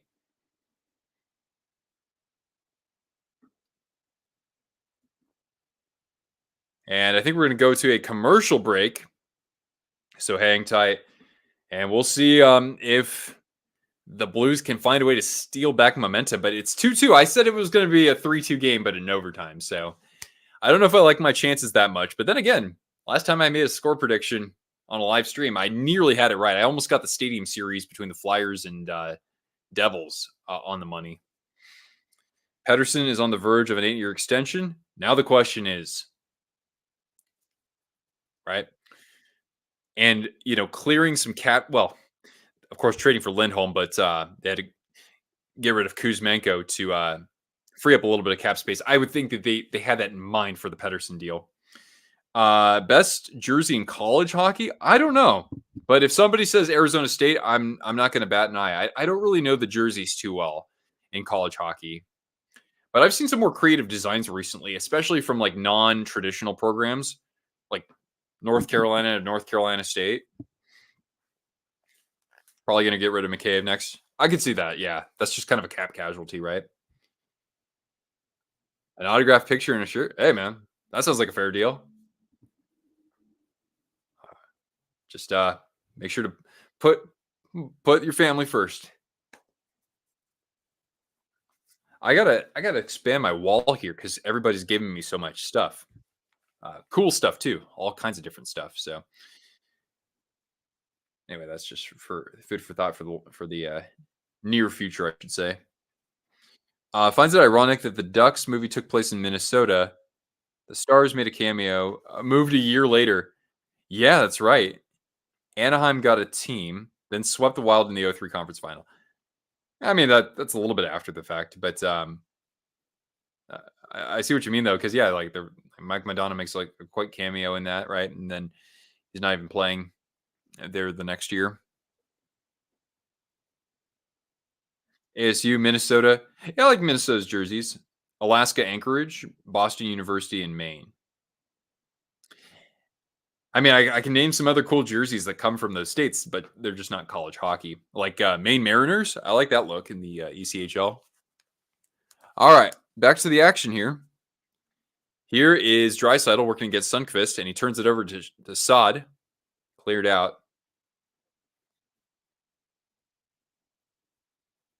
And now here's McDavid at center ice.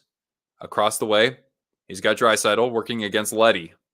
Out to the point from Bouchard, a big boomer, And that goes a little bit wide and rims all the way down. And this could the Blues actually capitalize on this? No, Bouchard's gonna retrieve this one and work against Hayes to send this over to Draisaitl, get it cleared from the zone. And now the Blues inaugural battle shirt. Right on, man.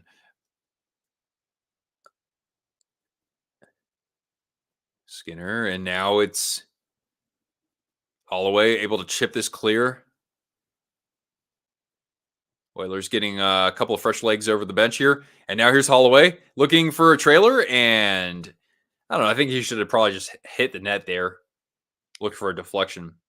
Hyman flying. Absolutely, man. He's already at 40 goals. I mean, that's what, like second or third in the NHL, right? It's right up there. Just, of course, with that gap of where Matthews is. Actually, you know what? Out of curiosity, my friends, let's take a look at the leaders in goals here in the NHL. 32 goals since November 22nd. Wow. That's intimidating. So it's not, and of course it's not like McDavid's points are suffering because of that. He's just getting all the apples. So wait, how does McDavid have an assist? He has 2 assists tonight. 2 primaries though. So McDavid is up to what? I think 92 assists now. Huh, Cortana? All right, no look pass. Here we go. Ready? Whoop. No, that was too short. Blow the whistle. Here, let's try this again. Here we go. Ready? No look. Whoop. How'd you guys like that? Pasta's up there too. Pasta was. It's still not the same. It's not quite as crazy of a year for him this year, though, right? He's not getting as many like assists because he was a finalist for the Hart last year, right? But yeah, in the goals race, Matthews is at 52, of course, and now Hyman's at 40. So he moves into second, just ahead of Sam Reinhart, who I think should win the MVP, Nikita Kucherov, and David Pastrnak. McKinnon at 35, Besser 34. Panarin is at 35 now, so he moves up a little bit. And there's Sid the Kid in the top 10. Jonathan Marchessault is 32. It's going to be a career high for him. Probably my hometown, the Fargo Force. Logo should be more original. Looks like Tampa Bay Lightning. Fargo Force jersey, huh? Let me take a peek at this. Okay. Yeah, that's a nice look. I like those. The primary home and away kind of reminds me of the Golden. It's like the Golden Knights design template, or kind of like the Penguins. Those look good. All right, back to it. By the way, I'll close the poll, but 60% had the Oilers for this one. A twisted wrister jersey, dude. I gotta get off my butt and actually freaking make them. I'm very disappointed in myself, but sometimes that's what happens when you spend upwards of 150 hours on a video. So gotta find a way, man. Blades number 1. Saskatoon Blades? Or are we throwing it back to the days of the IHL and the Kansas City Blades?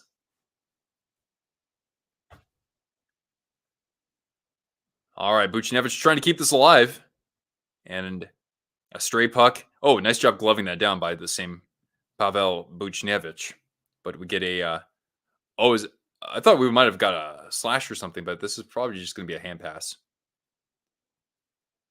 Blues fans know a thing or two about a hand pass, don't they? But all's well that ends well, I suppose. Tony Twist. Yeah, Tony Twist with the Saskatoon Blades. I didn't know that until I made that Link Gates career video.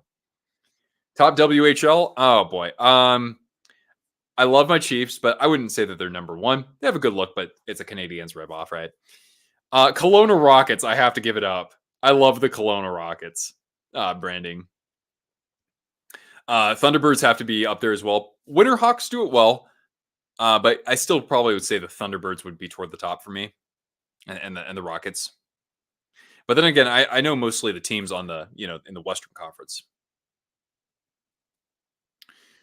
All right, here's Toropchenko battling against Cece, and the defender is able to rim this around the net. Kane, and he gets upended.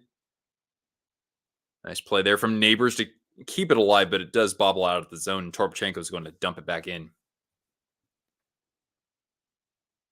Tahoe Lake Monsters. I wish that it would. I don't know. I know that they're called the Night Monsters because they're going to be affiliated with the Golden Knights. I could see that more for like AHL. You don't need to do that so much for ECHL because it's 2 levels lower. I wish they would have just gone with Tahoe Lake Monsters or Tahoe Tessie or something like that. And an easy glove save there from Binnington as the Oilers were just entering the zone with 8:26 now remaining in the second period. Yeah, it is a Pac-Man jersey. It's like the Golden State Warriors hockey jersey. It's kind of like it looks so much like that. First place in the dub. Calgary Hitmen. Okay, good call out at least. For sure. Yeah, I mean, I don't think my Chiefs never get to really see them. If they do, it's like once a year or something. Shots, by the way, the Blues only have 13 shots more than halfway through this game. So that does give you a sense as to who's been controlling possession. Winterhawks and Chiefs are classics. I especially like the blue Chiefs jersey, right? That's what the Canadians wore for their reverse retro 1. So I think it's cool when they wear blue instead of just the regular generic Canadians red. I mean, they're all good looking jerseys for them, but yeah. Blues able to get the clear. They've done a nice job in the faceoff circle from what I've seen tonight, though. Here comes Justin Falk trying to play it behind the net, looking for Sundqvist. Now, nice shot. That goes a little bit. Oh, Skinner got a piece of that with the blocker. Oilers get the clear now. Draisaitl trying to get around Hayes, colliding there with Alexandrov. In the corner, McDavid trying to dig this out from Falk, but the big defenseman is able to move it out. At center ice now, settled by Cece, or Bouchard. Alexandrov now in the Edmonton corner. Skated out by McDavid, coming in with speed. Working 1-on-3. Connor McDavid behind the net. Oh, he tried to tuck it off the pads, and Hyman was on the doorstep to clean up the loose change. But Binnington was able to swallow it up as the Oilers register their 20th shot on goal. That could have gotten pretty interesting there. But yeah, he was trying to just play it off of Binnington's pad and see what happens there. Connor McDavid going 1-on-3, man. Unbelievable.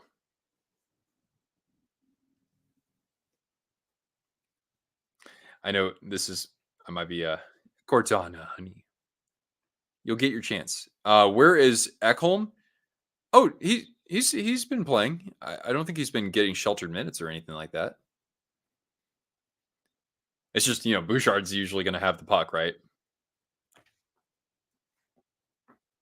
And a stray puck that Binnington's going to cover up here.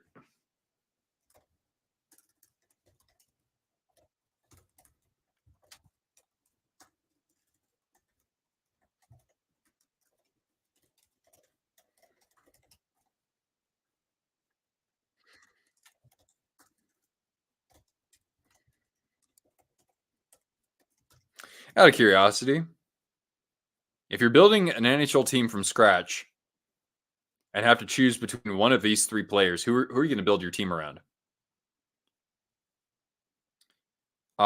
Is this a Sharks fan? Would I say the Mighty Ducks jerseys were better than the 90s Sharks jerseys? Yeah. It took me a while to come to realization, Nick, but yeah, I'd say the Ducks originals are better. But the Sharks were more influential. Spell check? Oh, I thought yourself. Gotcha. I mean, is it even a contest? I mean, granted, we're going to have people here who support the Oilers. So, I mean, and I respect that. But, dude, McKinnon is just on a different planet this year.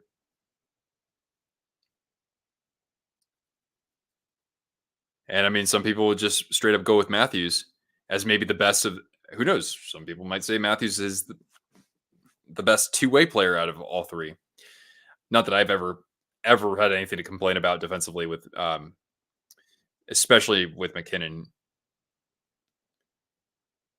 Oh, Pareko and swallowed up by Skinner off of an 85-mile-an-hour clapper.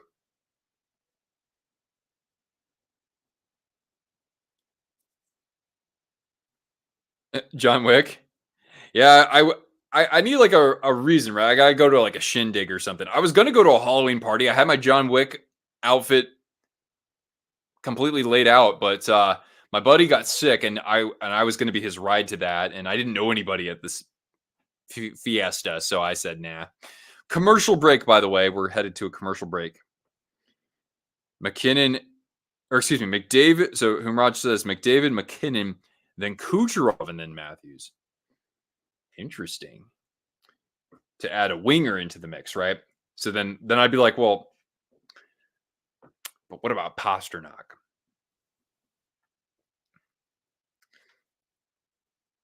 Hell, at the end of the playoffs, a lot of people said Matthew Kachuk. A tournament where the best Pee Wee teams compete, like a Little League World Series. I don't know too much about you know, I don't want to say kids hockey, but like, you know, lower leagues, I guess pre professionals to really weigh in on that. I mean, like Minnesota's hockey tournaments, right? And I'm sure it's like this in Michigan and a couple other places, but like the hockey tournaments there are just like there are a few sporting events that compare. You know, Pasta's good, but Kucherov is great. I think it's pretty hard to choose between the two. I might lean a little bit more toward Pasta typically, but of course, with the year Kucherov's having, I can understand.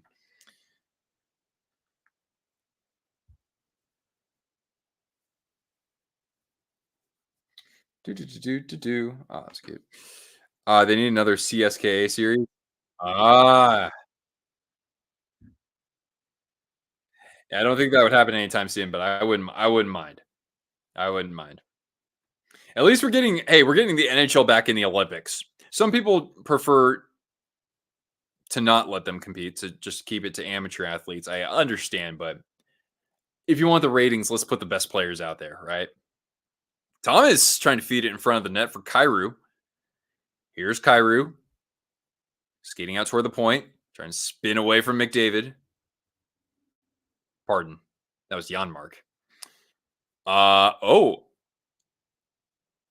they're going to call a delay of game? Matthews has been a point per game player in the playoffs. Yeah, he's looked really good. You know,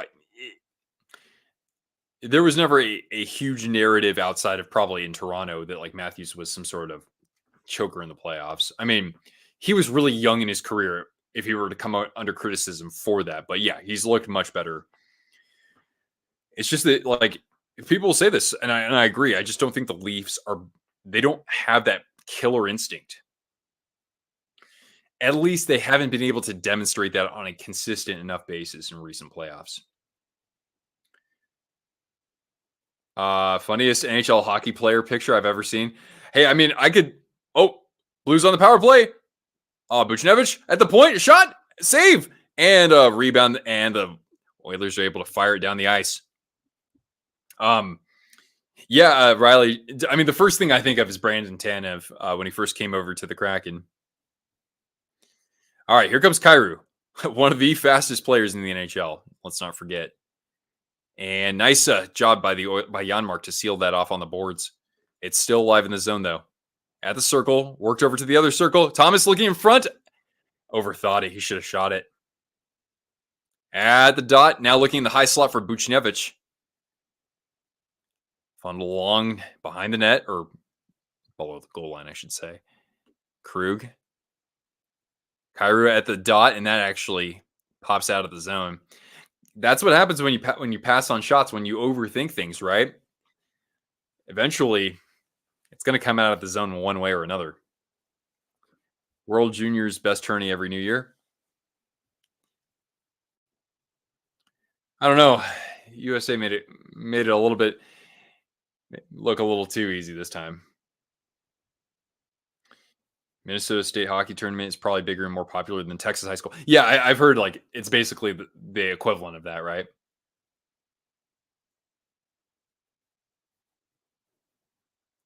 But yeah, I didn't. I wish Thomas would have shot that. I mean, good puck movement anyway, but now they only have about 40 seconds left on this man advantage. Here's Shen and Sunquist coming into the zone. Looking for somebody at the point, but Falk's going to have to retrieve that in the neutral zone as we get down to under 4 minutes left in the second period.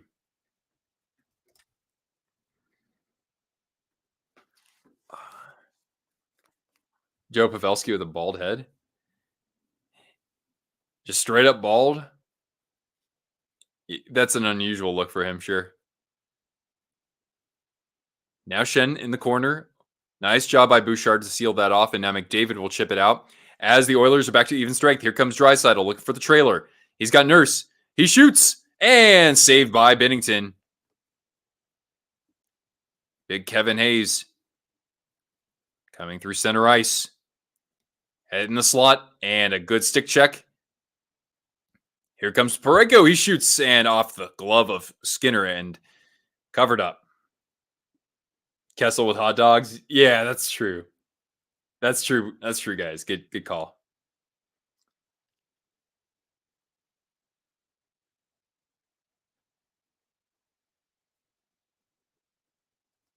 Hmm.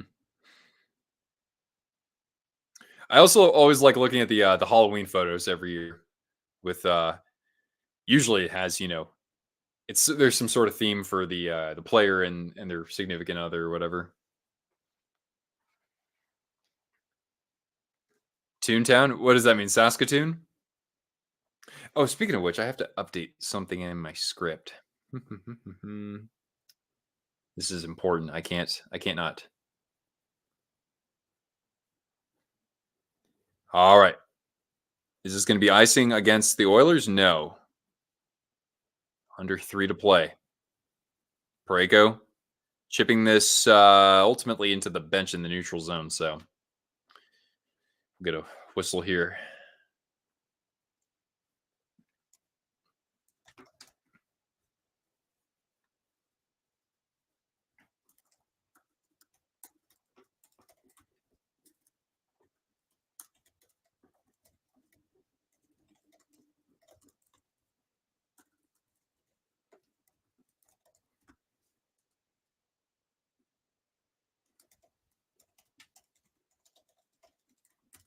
There we go. I forgot. Okay.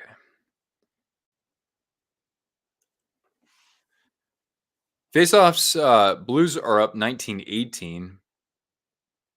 And now it's 50%. Here's Nuge. Gets double teamed here by Hayes.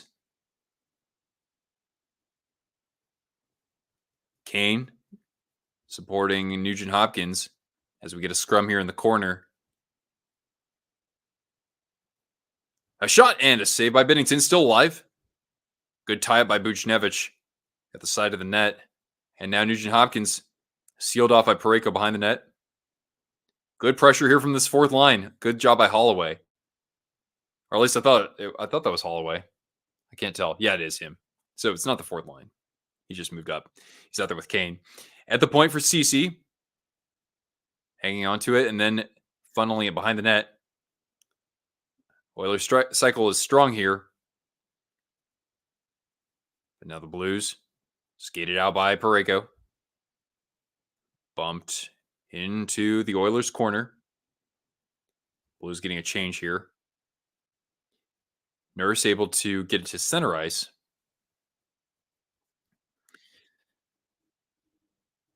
And now CC from behind Skinner. Chipped all the way down. Under 90 seconds left. Behind the net. Here's Fogle. Out to the point. Good aggressive there pursuit by the Blues, and they'll skate it the other way. Here's Torpchenko. Into the slot, trying to deke around a couple defenders. Neighbors, I'm sorry, not Torpchenko. And Shen, not quite able to extend the play. as Ekholm, there he is, try to get the clear, but good pressure from Falk.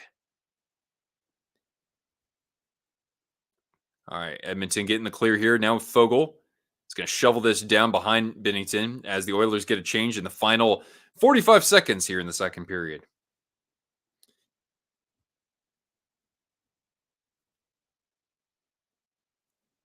Now this is a very, here we go. Maybe a chance for Hyman going for the Hattie, and good tie up by Torrey Krug. Still alive in the zone though. McDavid onto the wing.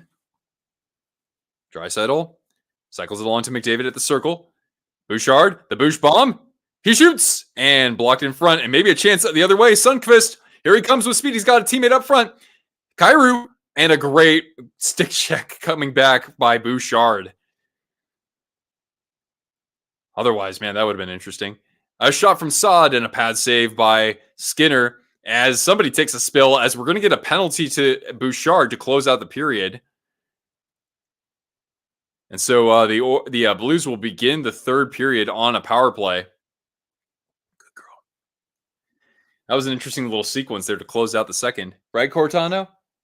Don't you think it was interesting?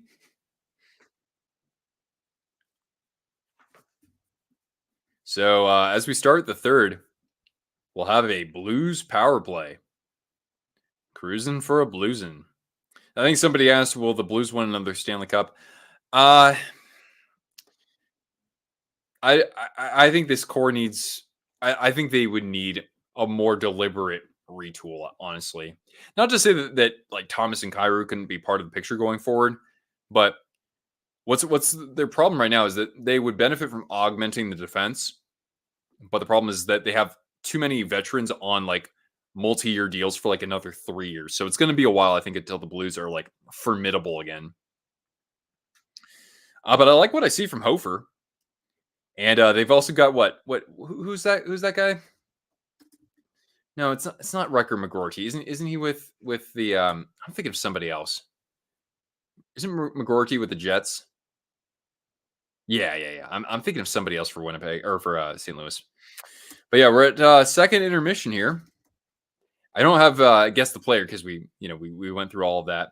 But hang tight, guys. I'm going to see if Cortana needs to go outside because I can't remember the last time she peed. Hell, I can't even remember the last time I peed.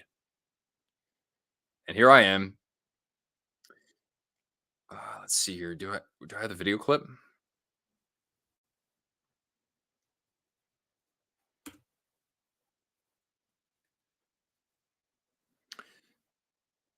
See lots of potential for Skinner. I mean, at least he's taking a good step forward this year, versus where he was. I mean, where he was at the playoffs and looking at the beginning of this year. American goaltenders, Moss Sports World, American goalies are so stacked right now, for sure. It's like Ottinger, Hellebuck, and Demko, and that's leaving out Swayman. Pretty good. All right, guys, I'm going to take Cortana out, okay?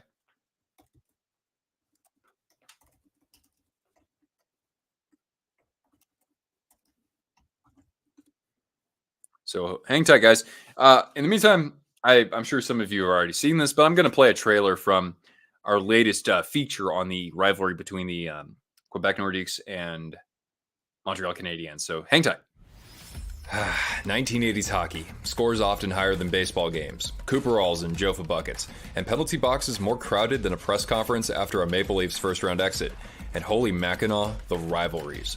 The Battle of New York, the Battle of Alberta, Oilers versus Kings, Rangers versus Flyers, North Stars and Blackhawks.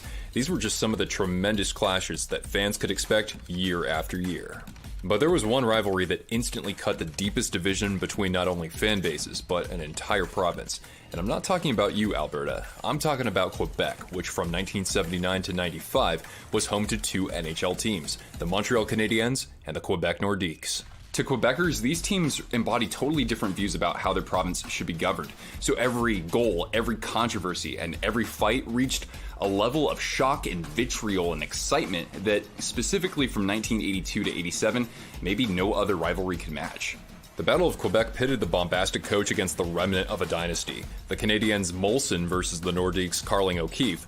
Mark Hunter versus Dale Hunter. The city versus the village. Those were the most savage games I ever played in, said the Canadiens' Mario Tremblay. After some of them, I felt like I needed a wheelchair.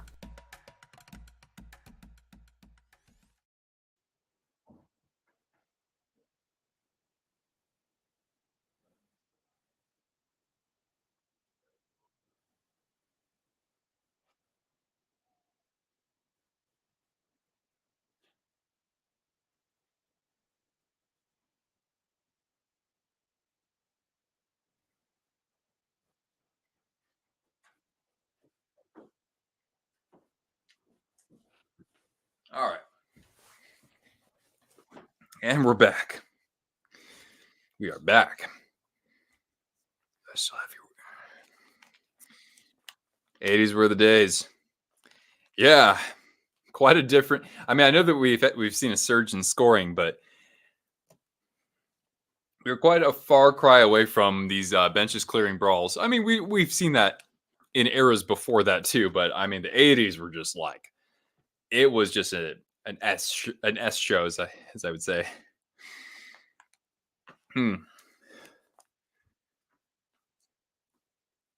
All right, and Cortana had a successful Wii outside. So yeah, McDavid 58%, 26 to McKinnon, 16 Matthews. Interesting. Okay, I guess for this stream that would make sense to me.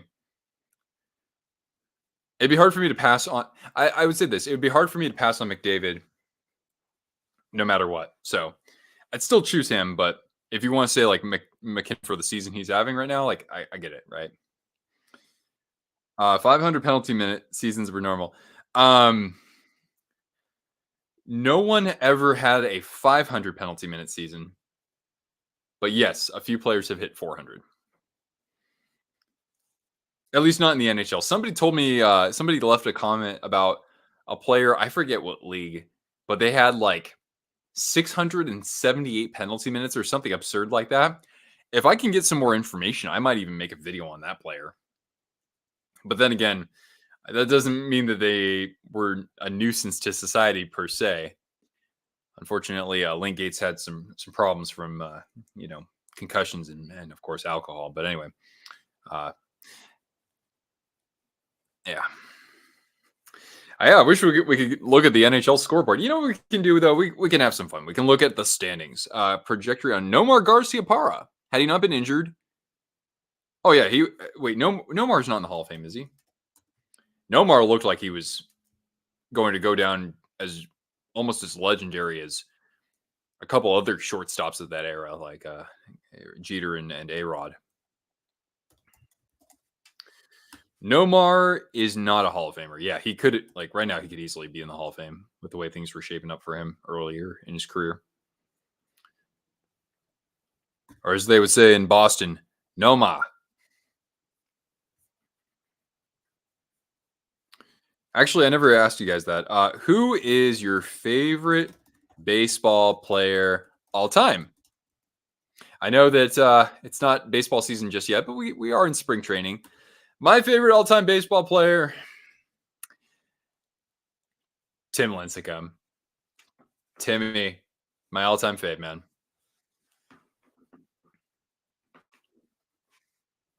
Nomar is yours? Right on. That's interesting, considering you grew up in Washington, where A-Rod had some amazing seasons before signing with the Texas Rangers. I remember how huge that contract was. It was like $250 million. You got to start watching baseball. I hope I can actually get my attention span back to what it used to be. It's just the last 10 years almost for my team has been pretty bad. We've had like one good year. We can take a look at the standings though. Mookie Wilson. I always forget that there's a Mookie that's not named Mookie Betts. Ichiro. Ooh, good pick. Good pick. I actually, yeah, my friend grew up in Washington, and she and her husband just came by a couple weeks ago, and she was like, "Oh yeah, I used to model my stance after Ichiro." I'm like, "No way, that's so rad." I kind of, in a sense, introduced them to each other. But anyway, 500 penalty minute seasons for WHL. Oh, okay, yeah. Frank Thomas. I think you probably heard me say this, but I strangely have a picture of me with my best friend and Frank Thomas at a beer tasting event. That is all I know about Frank Thomas. He had his own beer at the time. The Big Hurt. Is that his home runs? Yeah. Some 400s. Dave the Hammer. He did it twice. Yep. He's the only guy to do it twice. But of course, we made that Link Gates career video, and had he played that whole season, he only played, I think, 48 games. He would have had I think just over 500 penalty minutes if he played the same number of games that Dave Schultz did. Yeah.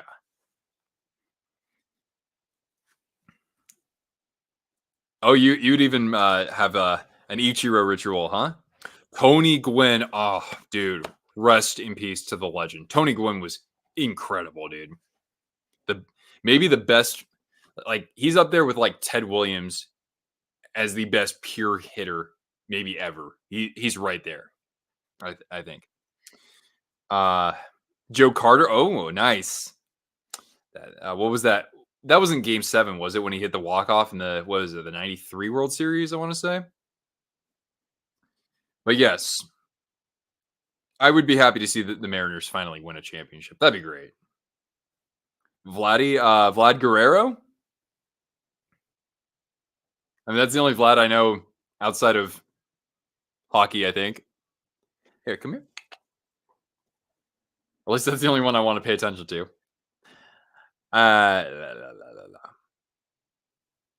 Cortana, we can't see you. We need to be up closer to Cortana. We need to be right in her snout. Randy Johnson, of course. The pride of Livermore, California. And one of the most 4 or 5 dominant pitchers ever. The guy was just scary looking.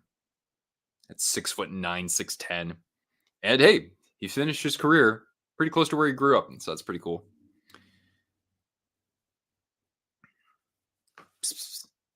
Boo-boo. Manners, please.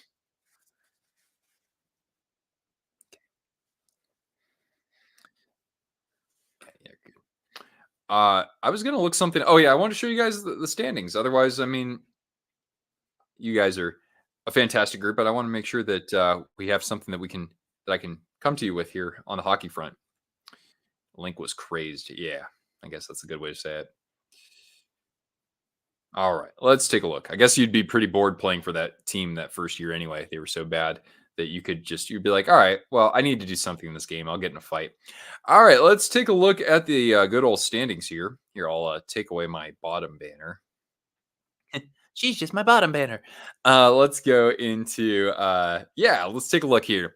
I like to look at points percentage because some teams have played a couple more games than the other team. So there we go.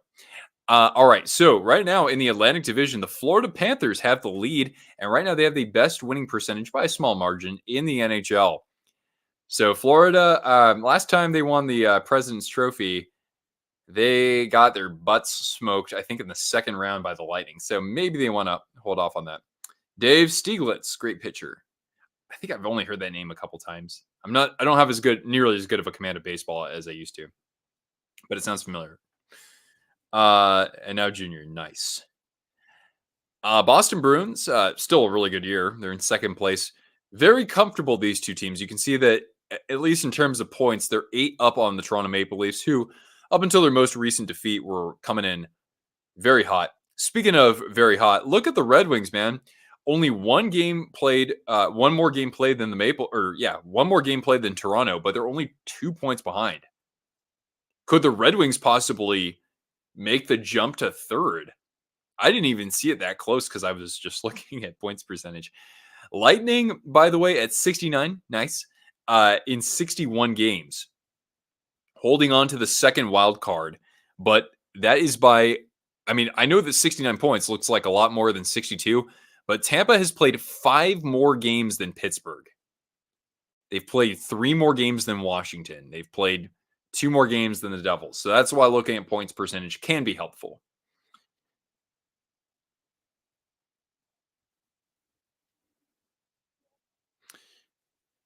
All right. And then in the Metro, I mean, the Rangers won tonight, so they're just a point behind. Well, technically, points wise, they have more, but the Rangers are very comfortably in first place in that division.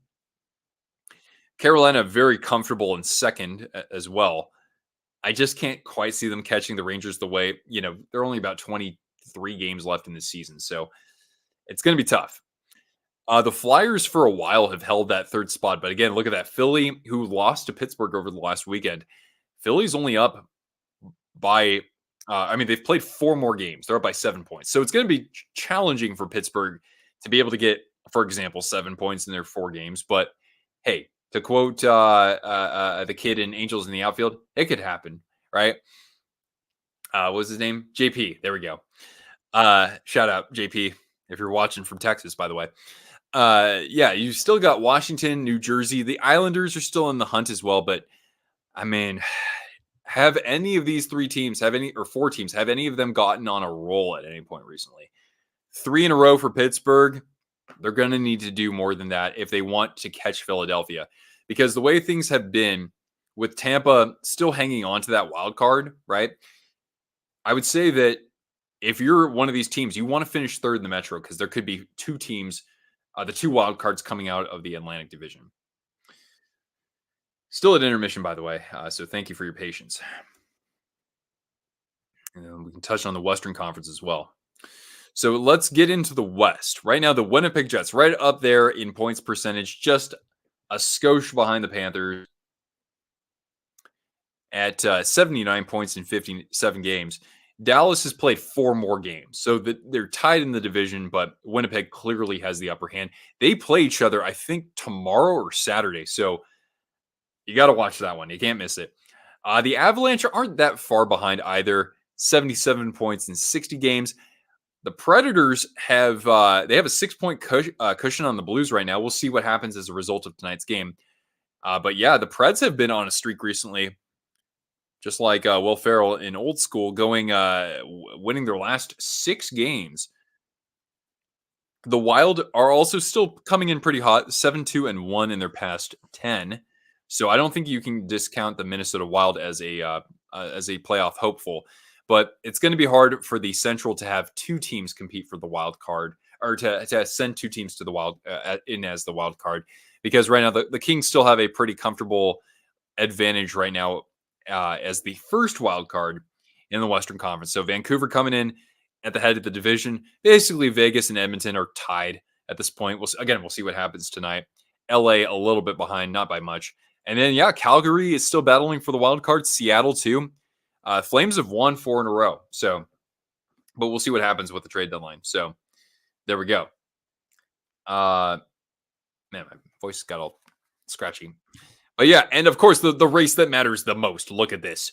In the Central Division, in 8th, we have the Chicago Blackhawks, 35 points in 59 games. And in the Pacific Division, with 2 fewer games played, but the same number of points, we have the future destination of one Macklin Celebrini, the San Jose Sharks. And you bet, you guys, when the draft lottery comes around in early May, it's going to be a fiesta on this channel. I mean, come on. I know it's not Connor Bedard, but me as a Sharks fan, I got to have something go my way, besides a couple of good trades that Greer has made. So I cordially invite each and every one of you and your hockey friends and your pets and your parents and grandparents and your neighbors and everybody else to come hang out on this channel for the draft lottery as we witness history. As for the first time in franchise history, the San Jose Sharks will be selecting first overall. So I'd be stoked to have you guys here. That'd be freaking fantastic. Watch Columbus get it. I just did a simulation not too long ago. I think Minnesota got it. You can always go to, what is it? Tankathon? Tankathon.com. Oh, wait. NHL. Well, we're going to start the third period, but let's run a quick draft lottery. Here we go. How come every time I do this, the Sharks always go lower? Screw you, Tankathon. Come on. Yeah, there we go. Yeah, that's what I'm talking about. All right. Maybe the Avs win the Central. Hey, there's still plenty of time. been kind of challenging as of late for the Avs, but anytime they play the Stars, they've been kicking ass. So, yeah. All right, on to the third, my friends. Hey, Will, what's going on, man? I was hoping you'd pop in here. Good to see you on here, man. Good to catch up with Jack over the holidays too. By the way, I hadn't seen him in a few years, but man, there's a reason why you stay friends with people like that because it's like you just pick up where you left off, man. Like it's really true, man. All right, there we go. Back to it we go. Oh man, did they cut out the video feed in my broadcast? God dang you, Sling TV, you are the worst. I'm trying to get my video feed back here, guys. It happens, right? Your dad took you to a Flyers game against the Sharks. That's funny. My sister's first hockey game was at the Cow Palace between the Sharks and the Flyers. That was before I actually got to go to a game because I was only, I think, like 4 years old. So my dad took my sister. And is Sling TV down? Great. I don't pay 50 something bucks a month for this, do I? Hang tight. We'll figure this out here. Oh yeah, their website's entirely down. So I might not be able to watch the rest of this game. Unbelievable.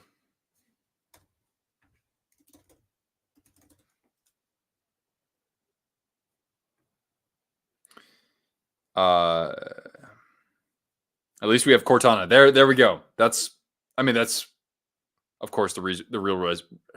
I can't talk tonight. The real reason why people stick around. Here we go. I'm getting okay, Sling is back online. Let's see here. Come on, we can do this. Nope. I just have audio. Well, yeah, Blues, by the way, starting the period on the power play, but that's about to wind down.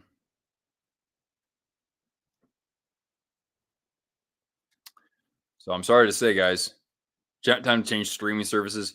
Yeah, it sucks. It's just like for the other stuff, it's like I have to pay a fair bit more. But there's also, what is it, Stream East? I can hit that up right now. I think I can still get this. Here we go. All right, live streams. Come on, we can do it, friends. There we go. I got it. Ha. We're back online, baby.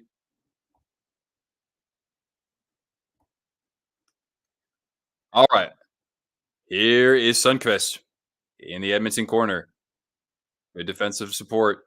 Vogel able to send it down, and we're back to full strength with the first 2 minutes gone by.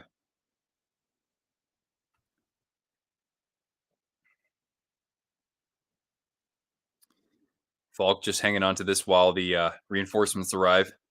Letty lifts this one into the neutral zone, and here is Kairu with speed. Lots of speed, but good disruption there from Desharnais. In the corner, looking for somebody out at the circle. Letty lost the handle on it. Works it over to Thomas, and now Pareko boomer, and that was saved by the pad of Skinner. And Thomas stripped there. And now McDavid, as the Oilers come the other way with Draisaitl. Buying some time here. Trying to get around Walker. Nice play. No call. Yeah, some of the fans a little upset, but that looked clean to me. Skated out by Sundqvist. A backhander behind Skinner. Nearly turned it over. That would have been a chance for Alexandrov. Now Scandella. Somebody broke a stick.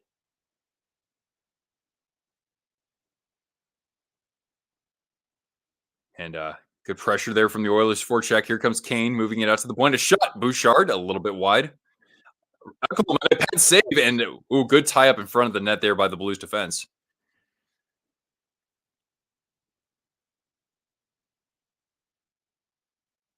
Really, the Oilers, when they're trailing after the second period or when they're tied after the second, they have 17 of their wins. That's actually the most in the NHL.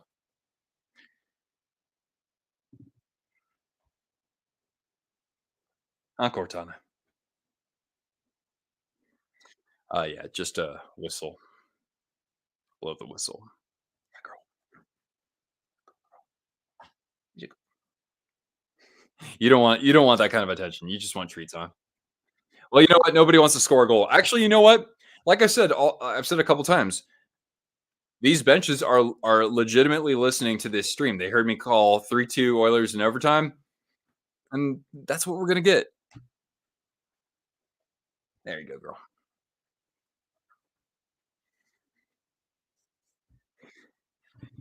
All right, face off in the blue zone, and getting the boot is McDavid.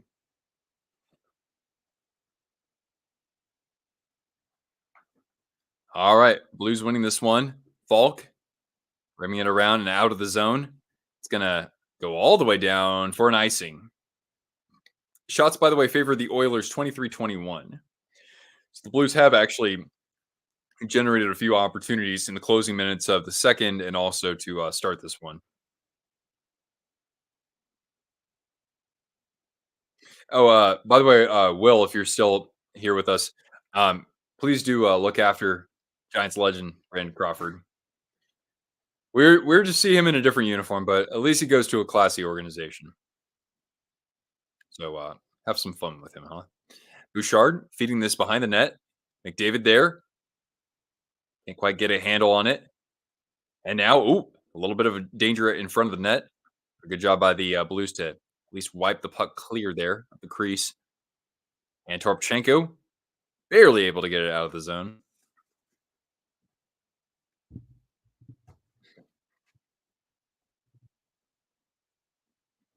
Oh, off the post from Kulak, I think.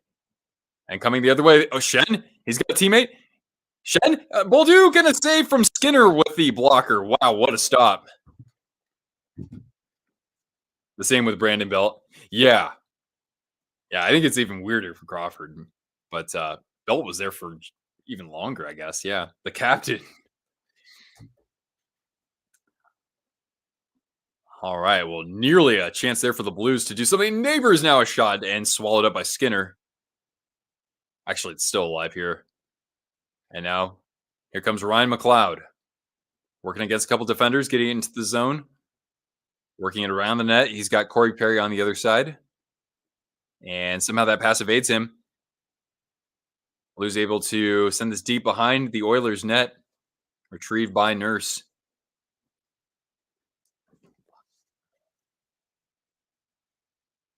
Fogel. Trying to strip this free of Buchnevich. And now from center ice, Blues are able to get this deep and get a fresh change of legs out there.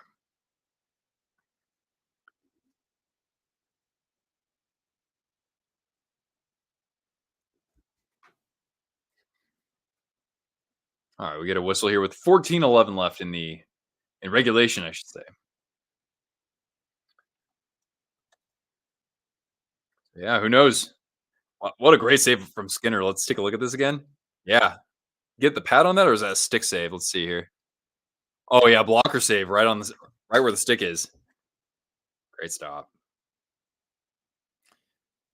Turner now clean up with the Jays. Whoa. You think Justin Turner is going to be a Hall of Famer? He's had one hell of a resume. I mean, shoot, if like Dean and myself, if you're a Giants fan, that guy was just a thorn in your side for years and years. Excellent player, though. Oh yeah, huh? I might need a refill on my water. Addison Bumgarner went into the D-backs. Yeah, that's fair too. Mad bum. I wonder if he'll get his jersey retired. I would think he does. CC trying to track this down, and now shoveled by Alexandrov. Scooped up, and here with some speed comes Yanmark. Trying to get around Falk. Tries again in the slot. Kane, and that was blocked immediately by Sundqvist. Kane battling against Falk. Loose puck scooped up by Krug. Chips it. And settled by the stick of Skinner. Settled here by Bouchard. Center ice. Connor Brown, a shot and an easy save for Bennington. He's going to cover this up with 13:12 left as the Oilers put on their 24th shot of this contest. We'll go to a commercial break here, the first of the period. And yeah, tight contest, man. Like who would have thought like the Blues come out just charging out of the gate. You think they're going to win this game, 6-2, right? But the Oilers were able to wrestle away the possession battle. Blues having a strong period so far, but Skinner's been pretty sharp.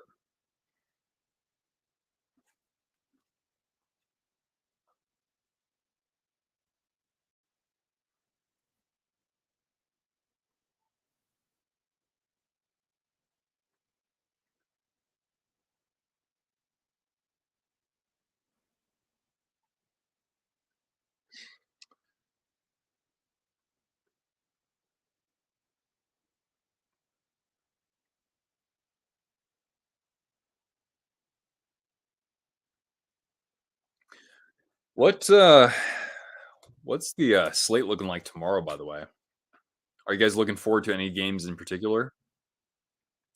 Because we'll probably have a lot of them, right? We got 12 games tomorrow. Ooh, Golden Knights against Bruins. That's going to be pretty good if Vegas looks any bit like they did last night. Red Wings look to push their winning streak to 7 games against the New York Islanders. Jets and Stars. That's the battle of the top two teams in the Central. It's anybody's division. Wild and Predators, if we're talking about the wild card race, okay. Kings and Canucks in a very possible first round matchup. Penguins and Kraken, a couple teams barely alive in the wild card race. And really the matchup of the night, it's got to be, of course, Ducks and Sharks. What's up with the Caps this season? Any thoughts? Their power play was horrible this year. It's been a lot better though over the last I think 6 weeks, but it's just that they don't have enough firepower. Some of these veterans are just a little bit too long in the tooth. I mean, if the asking price is right to trade Mantha, they should do it. But Lindgren has kind of you know kept the season alive for them. It also sucks they never really had. Um, yeah, I know Pacioretty's back, but it's not like he's going to be able to contribute at the level he did, a couple seasons ago, right? A shot from the point here and saved by Bennington, still alive off the rebound. Nobody's scored since you last checked. By the way, I'm looking forward to that battle tomorrow between the Preds and the Wild. But they're like I was just saying, there are some great games on tomorrow.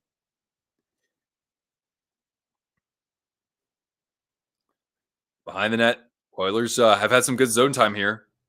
McDavid trying to keep this alive, and Scandella there to support.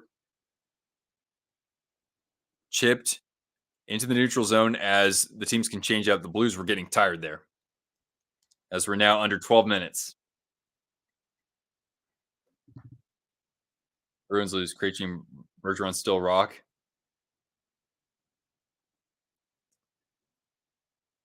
And now a strip in the blue zone here by Draisaitl. McDavid working along the boards, finding the point for Bouchard. Playing catch with Bouch. Oh my gosh. High slot. A one-timer. Draisaitl is denied by Binnington at the face-off circle. What a hell of a pass from Bouchard, though. I think he tucked it through the legs of, I want to say, Duke, or off his leg. McDavid had the high slot, but he had Draisaitl wide open, so I don't fault him for passing that. But Binnington read that the whole way. His positioning, right? Great save. I mean, he's had a great night, Binnington. Knights and Bruins, then Kings and Canucks. Yeah, that's a perfect late afternoon / evening. Bouchard at the point, and it gets on goal, and it fought off by Binnington. And Binnington's down. So we get a whistle here. That game could go either way. The Preds are on a heater, right? Oh, and that actually started after that 9-2 loss. I did not put that together.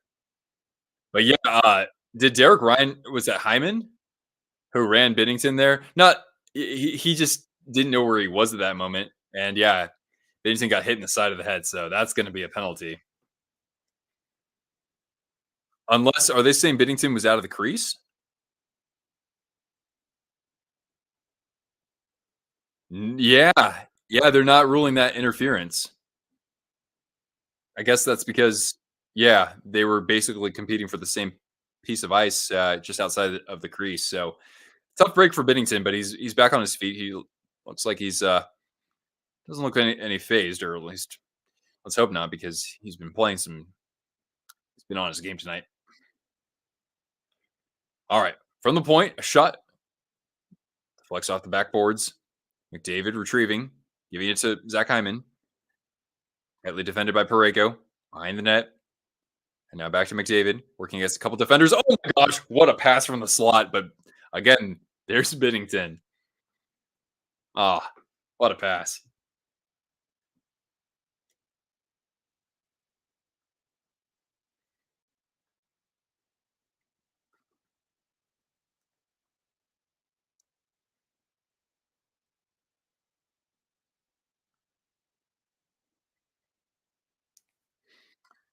Kane hit in the mouth. Um, I didn't see that. Did that happen in the same sequence as Binnington? Like during that series? I do see I think I see Kane out there actually. Yeah, here he is. Along the boards against two defenders. And Torpchenko able to come up with it. He'll move it out of the zone. And now Walker sending it down behind Skinner. Jumping in is Torpchenko, that the big body. And now he gets tripped up. No call though, as we're still behind the Edmonton net with under 10 and a half left. He was saying that there was blood in his mouth. Oh, really?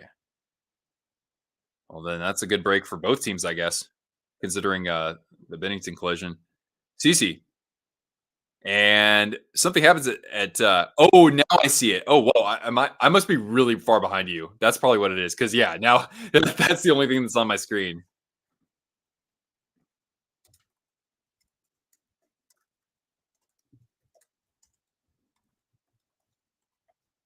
So yeah, something could be coming here for in favor of the Oilers, we should say. But yeah, he did definitely get whacked. I think that was that Sunquist. He gave him a little pat on the back afterwards to say like, "Hey, my bad." So,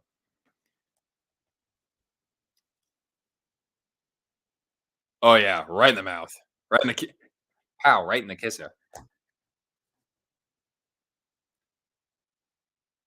Yeah, there's blood on his glove,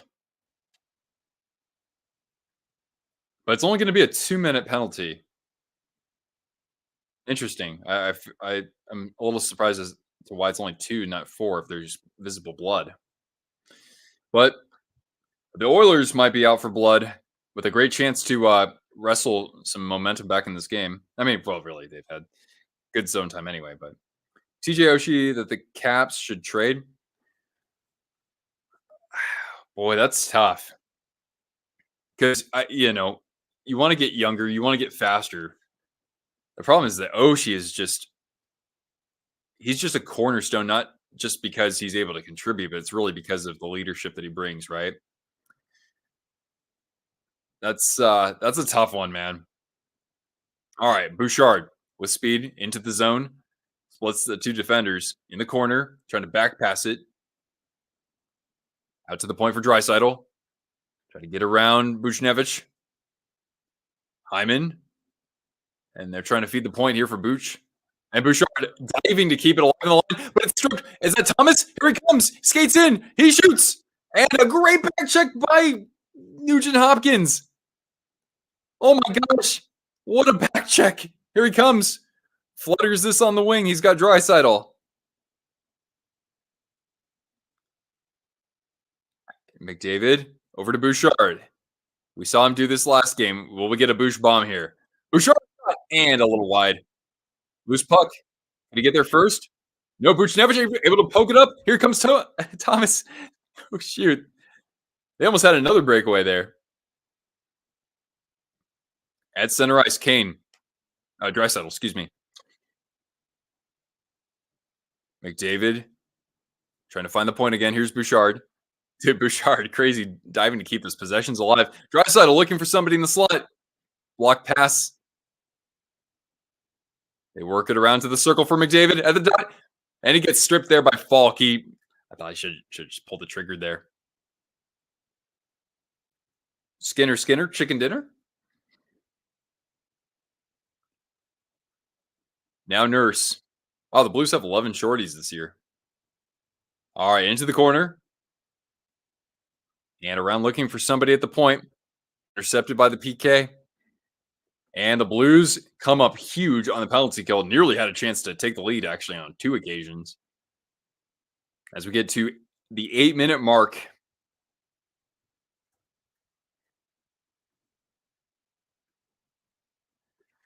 Feels like the Caps need something new. Oh, yeah, absolutely.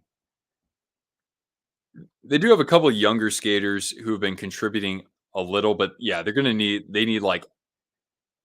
need some speed. They need they need a Haas. Like, I know they drafted Ryan Leonard, right? But they need him right now, Here come the Blues. Kevin Hayes, he's got a teammate out there too. He passes it off, a shot, and there's Skinner coming to the edge of the crease with a big stop. 7:30 remaining. Perry able to get it to center ice and dump it down as the Oilers change up. Things are getting intense, right, Cortana? Hey, no look treat pass. No look pass to Cortana. Check it out. Here we go. Ready? Whoop. All right. Oh, Skinner coming up with another stop.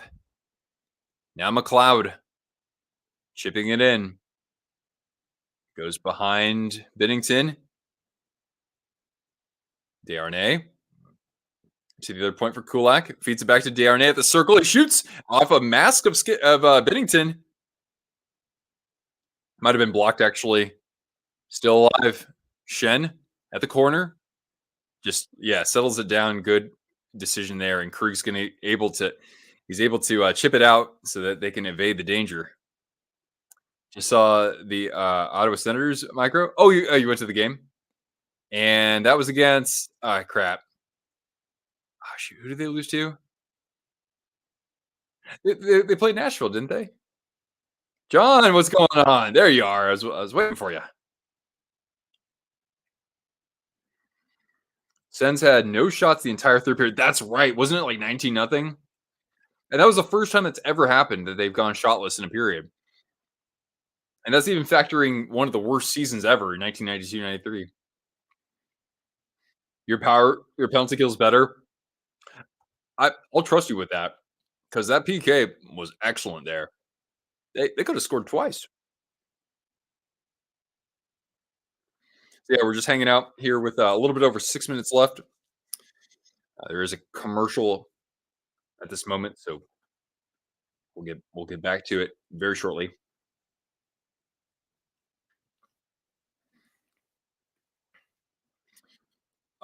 Is it looking like it's going to go to OT?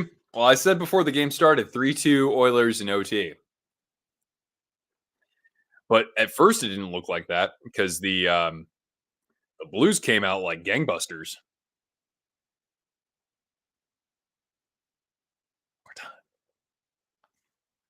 No look treat pass to Cortana. Whoop. Wait, that went off my arm. No, wait, leave it. Wait. Let's do it again. There we go.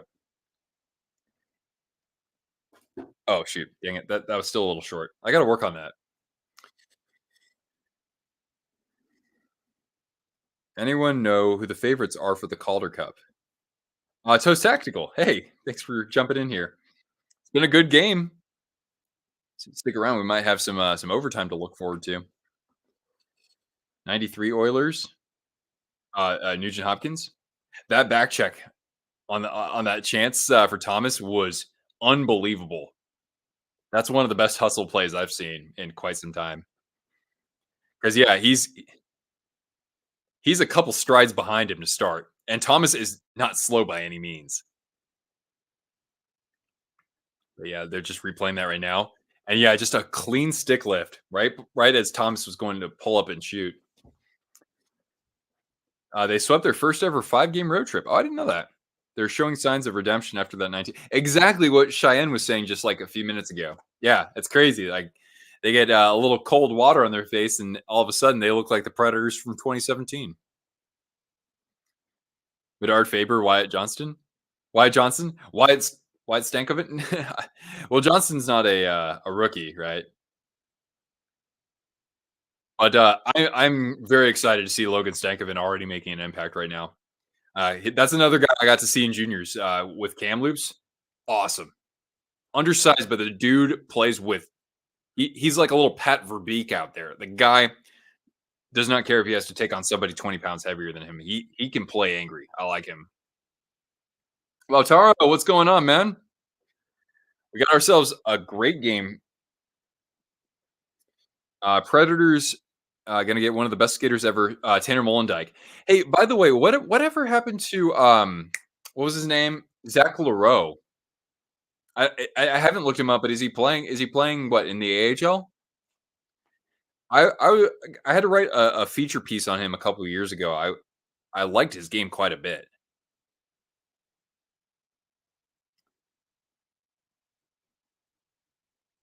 All right, Cairo shot, and Skinner able to fight that off just with a positional save.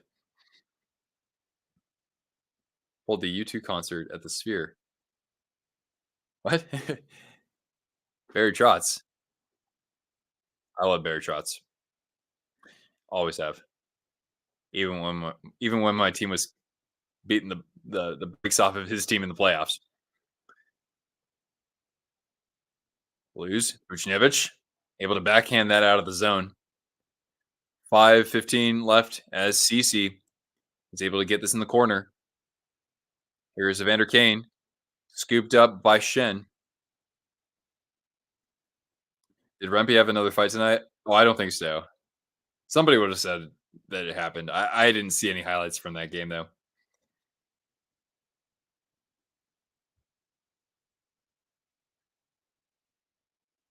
At center ice. Chipped into the blue zone, but cleared immediately. Down to 4:40 here. Oh, yeah, I said it was mid. It's we're late in the period now. Kulak settling this from behind his net. There we go. No fight. Okay. A battle in the corner. Scooped up by neighbors.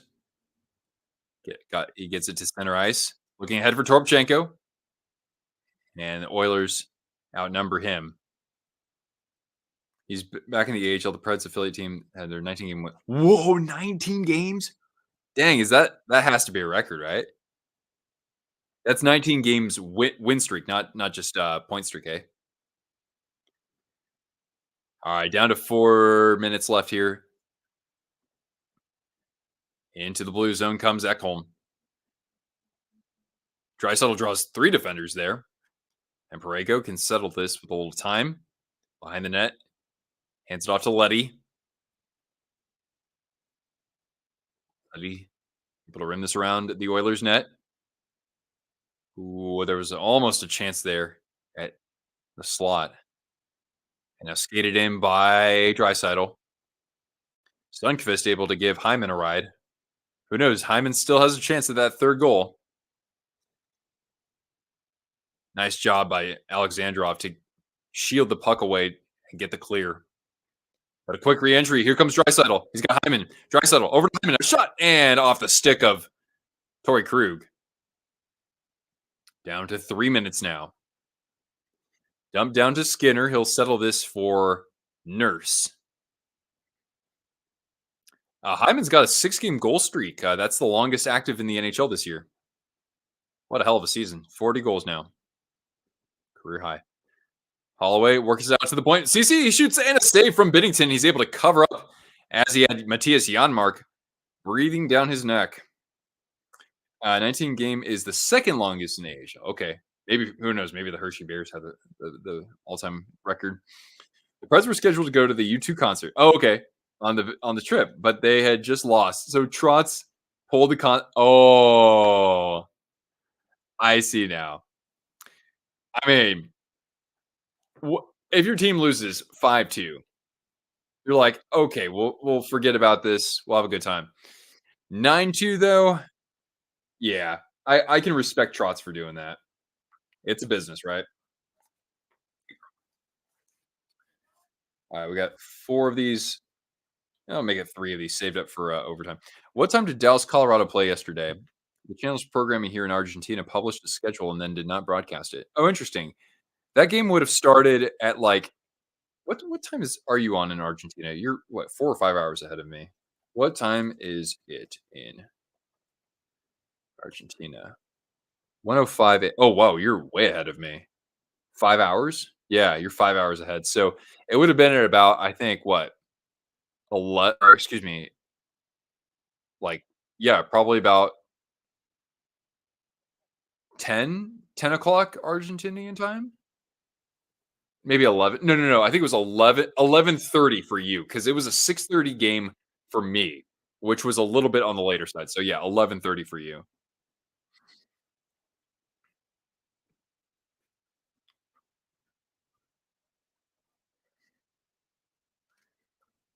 You ready for an exciting finish, Cortana? Yeah?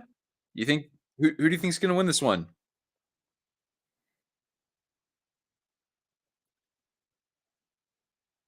Good girl.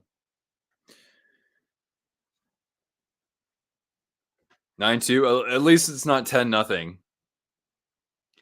We've lost 2 goals in which we've conceded, or two games in which we've conceded 10 goals.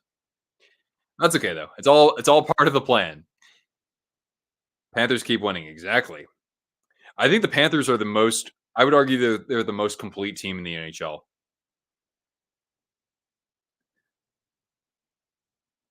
We'll see if they can get Anthony Duclair back. Buchnevich a shot fought off by Skinner, chipped out just past Krug. Exactly, Humraj. It's now 1 a.m. on Thursday. Yeah. Oh, a shot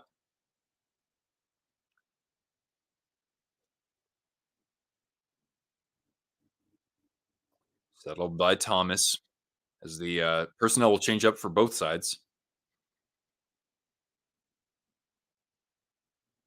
Here comes Neighbors with some speed. He shoots and just a little high of the net. Toropchenko in the corner. And nice defensive support there for the home team. Drysaddle from center ice as we've reached 150 left here. March 8th is the trade deadline. Yeah. It's next Friday.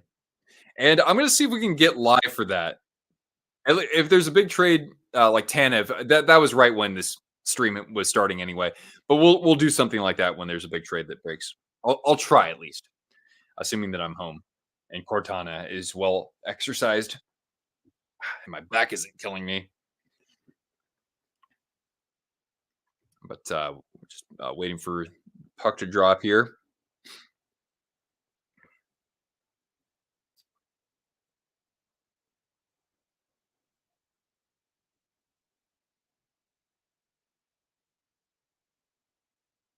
Now behind the net, McDavid looking for Hyman. Good help there from Nathan Walker. Still alive though. McDavid behind the net, looking out in front. Ekholm in the corner. And now behind the net, looking for Hyman and retrieved by Pareko, but he turns it over. McDavid at the circle. He passes it down low, looking for the give and go. Still alive. Who wins? Says Roki. Well, I said Edmonton would win this 3-2 in overtime at the start of the game. Sod. Oh, and a good stick check from Ekholm. As we are now at 1 minute left. In the slot, Walker a shot, and Skinner flashes the leather. We'll get a whistle here as the Blues register their 29th shot on goal. Oh, that is disappointing, Lautaro. But yeah, it was a convincing win for the Avalanche. I tried to actually watch some of that myself. It was 2-1, and I said, okay, it's going to be a close game. And then like I think the Avalanche scored 2 goals in like 4 minutes. No, not even 4 minutes, like 3 minutes. I thought, oh well, that was That was over quick. Cairo shot and an easy save by Stuart Skinner.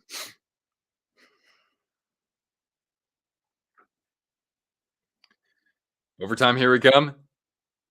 I know my broadcast has been behind, so you're probably right. Just as long as it doesn't go to a shootout. I'm happy to see whoever win take home the dub. That's fine. I just don't want a shootout. Thomas standing in against Dreisaitl, and we're gonna get a redo.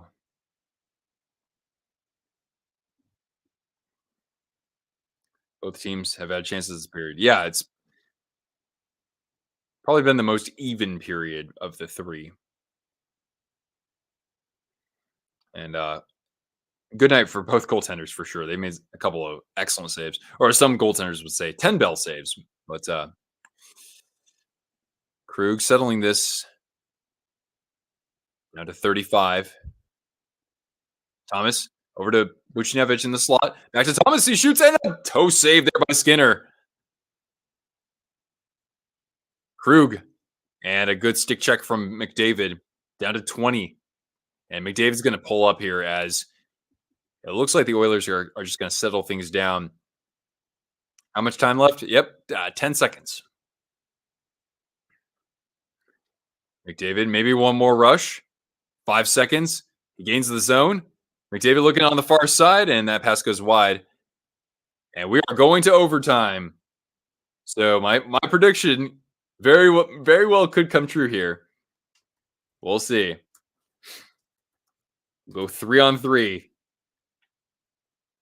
The Blues again trying to rebound after last night's defeat against the Winnipeg Jets, and they've survived well. You know, this being a back-to-back on the road after traveling from Winnipeg, that's not easy. It's not like Winnipeg are, Winnipeg and Edmonton are a lot further apart than, let's say, Edmonton and Calgary. So we'll go to commercial, and then we'll have the final five.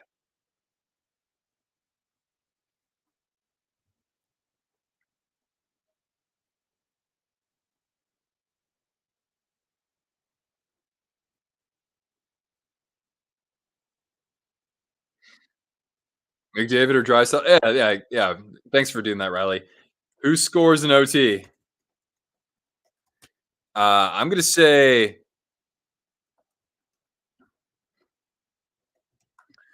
I'll say Nugent Hopkins with the OT winner. Shen or Hyman? Okay.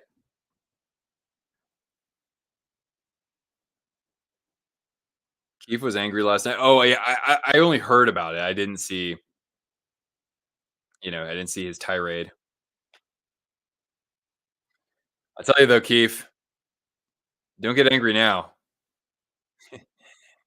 Get angry when the media just comes at you in the second round if you make it out of the first.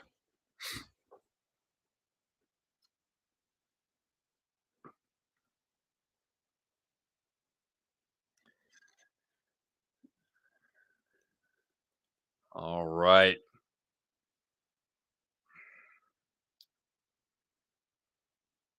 Match draw? Well, there are no draws in hockey.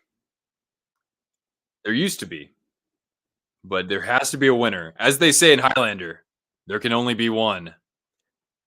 And now these final 5 minutes will determine exactly that, or we will go to a shootout.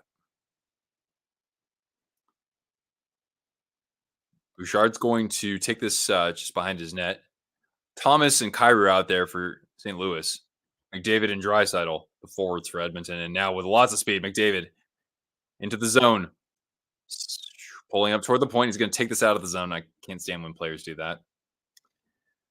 McDavid, a back pass. He's got Draisaitl. Working against Hyman. He brings it behind the net. Draisaitl hands it off for McDavid. Just hanging on to this for right now. So much speed out there, though. McDavid heading it off. Bouchard shoots and blocked immediately and out of play with the first 44 seconds gone by in the extra frame. Cortana's very cute.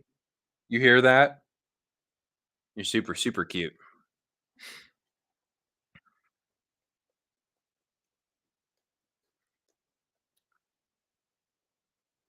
So McDavid will take a seat on the bench, as will Kyrie's group. And the Nugent Hopkins line coming out for Edmonton. Shen, Letty, somebody else for the Blues. Buchnevich. Hyman's going to take this draw, though, after I think Nugent Hopkins got kicked out, and he'll win it. And here's Nugent Hopkins spitting away from one defender, working against Letty, supported by Hyman, but he's driven hard into the boards by Buchnevich. Still alive, though. Great work down low by Nugent Hopkins. Looking for his teammate out front, and a great strip there by Letty. Well defended, yeah. Yeah, what would Cortana's voice sound like? That's cute. Now Shen. He shoots and fought up by Skinner.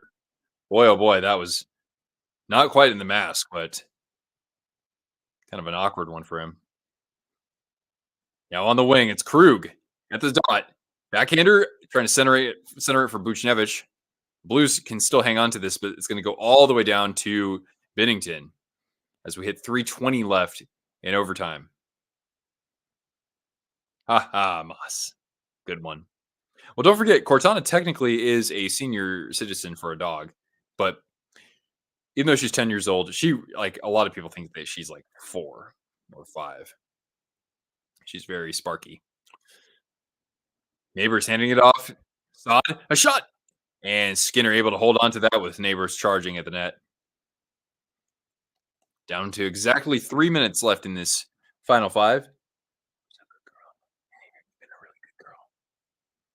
Cortana, when we're all done, you and I get to snuggle. How do you like that?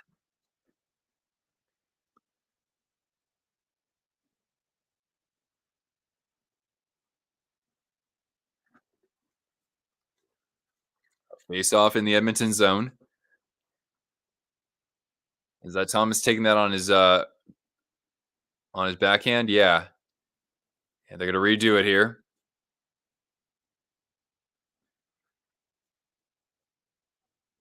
Do I like the OTL shootout or a win-loss tie?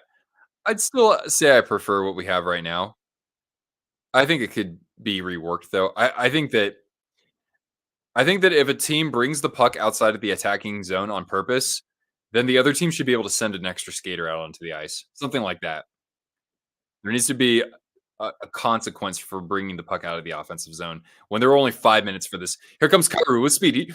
Oh, wait. I sound like spat. Wasn't able to get that shot off, though. And this is going to come all the way into the neutral zone for Thomas. Working against Draisaitl on the wing. Getting behind the net. Drawing a couple defenders, looking for somebody out in front, and nearly a chance for Bouchard to move it up ice for a 2-on-1. But Oilers are going to have to regroup here with about 2:15 left. Draisaitl. He shoots on the backhand, and there's Binnington to just snatch that in his glove. Hoping the Blues get the win. Oh, it was looking like they were going to absolutely mollywop the Oilers tonight to start out. Thank you for hanging out with us, everybody, whether you're just popping in or have been chilling with us for all 2 hours and 48 minutes. Krug off the faceoff. And now Buchnevich. Some speed. Here he comes. Buchnevich looking for somebody in front. He had Shen right there. I don't know if that just skipped over his stick. But now the Oilers can come the other way. They might have the odd man rush. Here comes Nugent Hopkins. Feeding it in front, looking for Kane, and that goes a little bit too far in front of him. Now the Blues with 1:35 to go.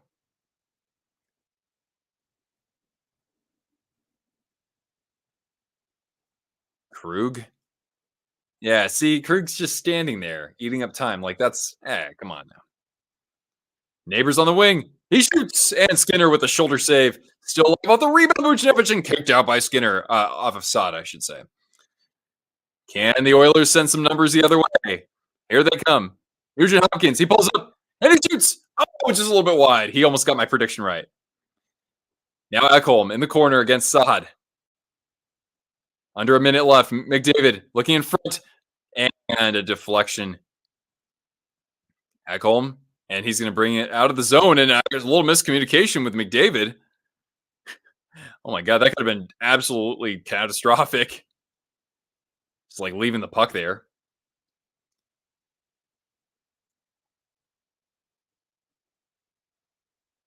Ekholm. Down to 30 seconds. McDavid from center ice. Lots of speed. He comes in and shoots. And he scores!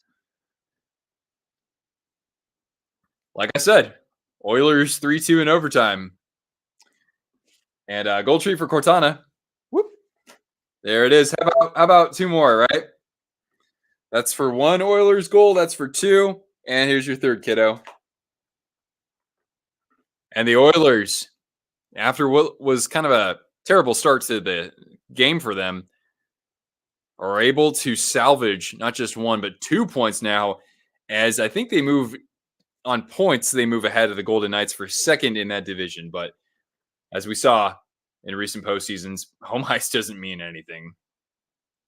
You said 3-2 as well. All right. Nicely done. A good game, though. I mean, hey, I'm glad that this one was closer than the Rangers and Blue Jackets. Why don't you love it when I get it right? Well, I'm not right very often, but when I am, it feels pretty good. Great night for Jordan Binnington, though. I know it's only going to save, or it's only going to say that he saved 31 out of 34, but he made some awesome saves tonight. Rick also on the board. All right, man. Way to go. You knew McDavid would score. Heck yeah. He took that against all three defenders and just went off a piece of Bennington and trickled into the net, or floated into the net. Yeah, that's his first goal in his last, I think, 11 games. He's got, 23 assists. So a 3-point game for Connor McDavid, as I think he's up to now 93 points. All right, friends. Well, hey, wearing the right jersey. Yeah, that's right. Exactly, man. Like I said, on the bench, they were watching our stream the whole time, and they said, okay, we know what we need to do. Points still behind by 1. I see. I would just say, okay, like, let's fire it up. And then I would say, okay, well, now you got to invite me to tap into the ring. Huh? All right, guys. Well, I got to split here and get in my snuggles with Cortana. Yeah, Bennington did very well. Yeah. So yeah, thanks so much for watching. We're still working on good video stuff, and if you want to talk trade deadline, we're going to be live whenever a big trade breaks, or at least we're going to do our best. If I'm around, I'll be live as soon as I can for a big trade, like a Jake Gensel or something like that. So from Cortana and myself, thanks so much for watching, guys. Have a great evening, and we'll see you around for the next one. It won't be tomorrow, but it won't be anytime much later.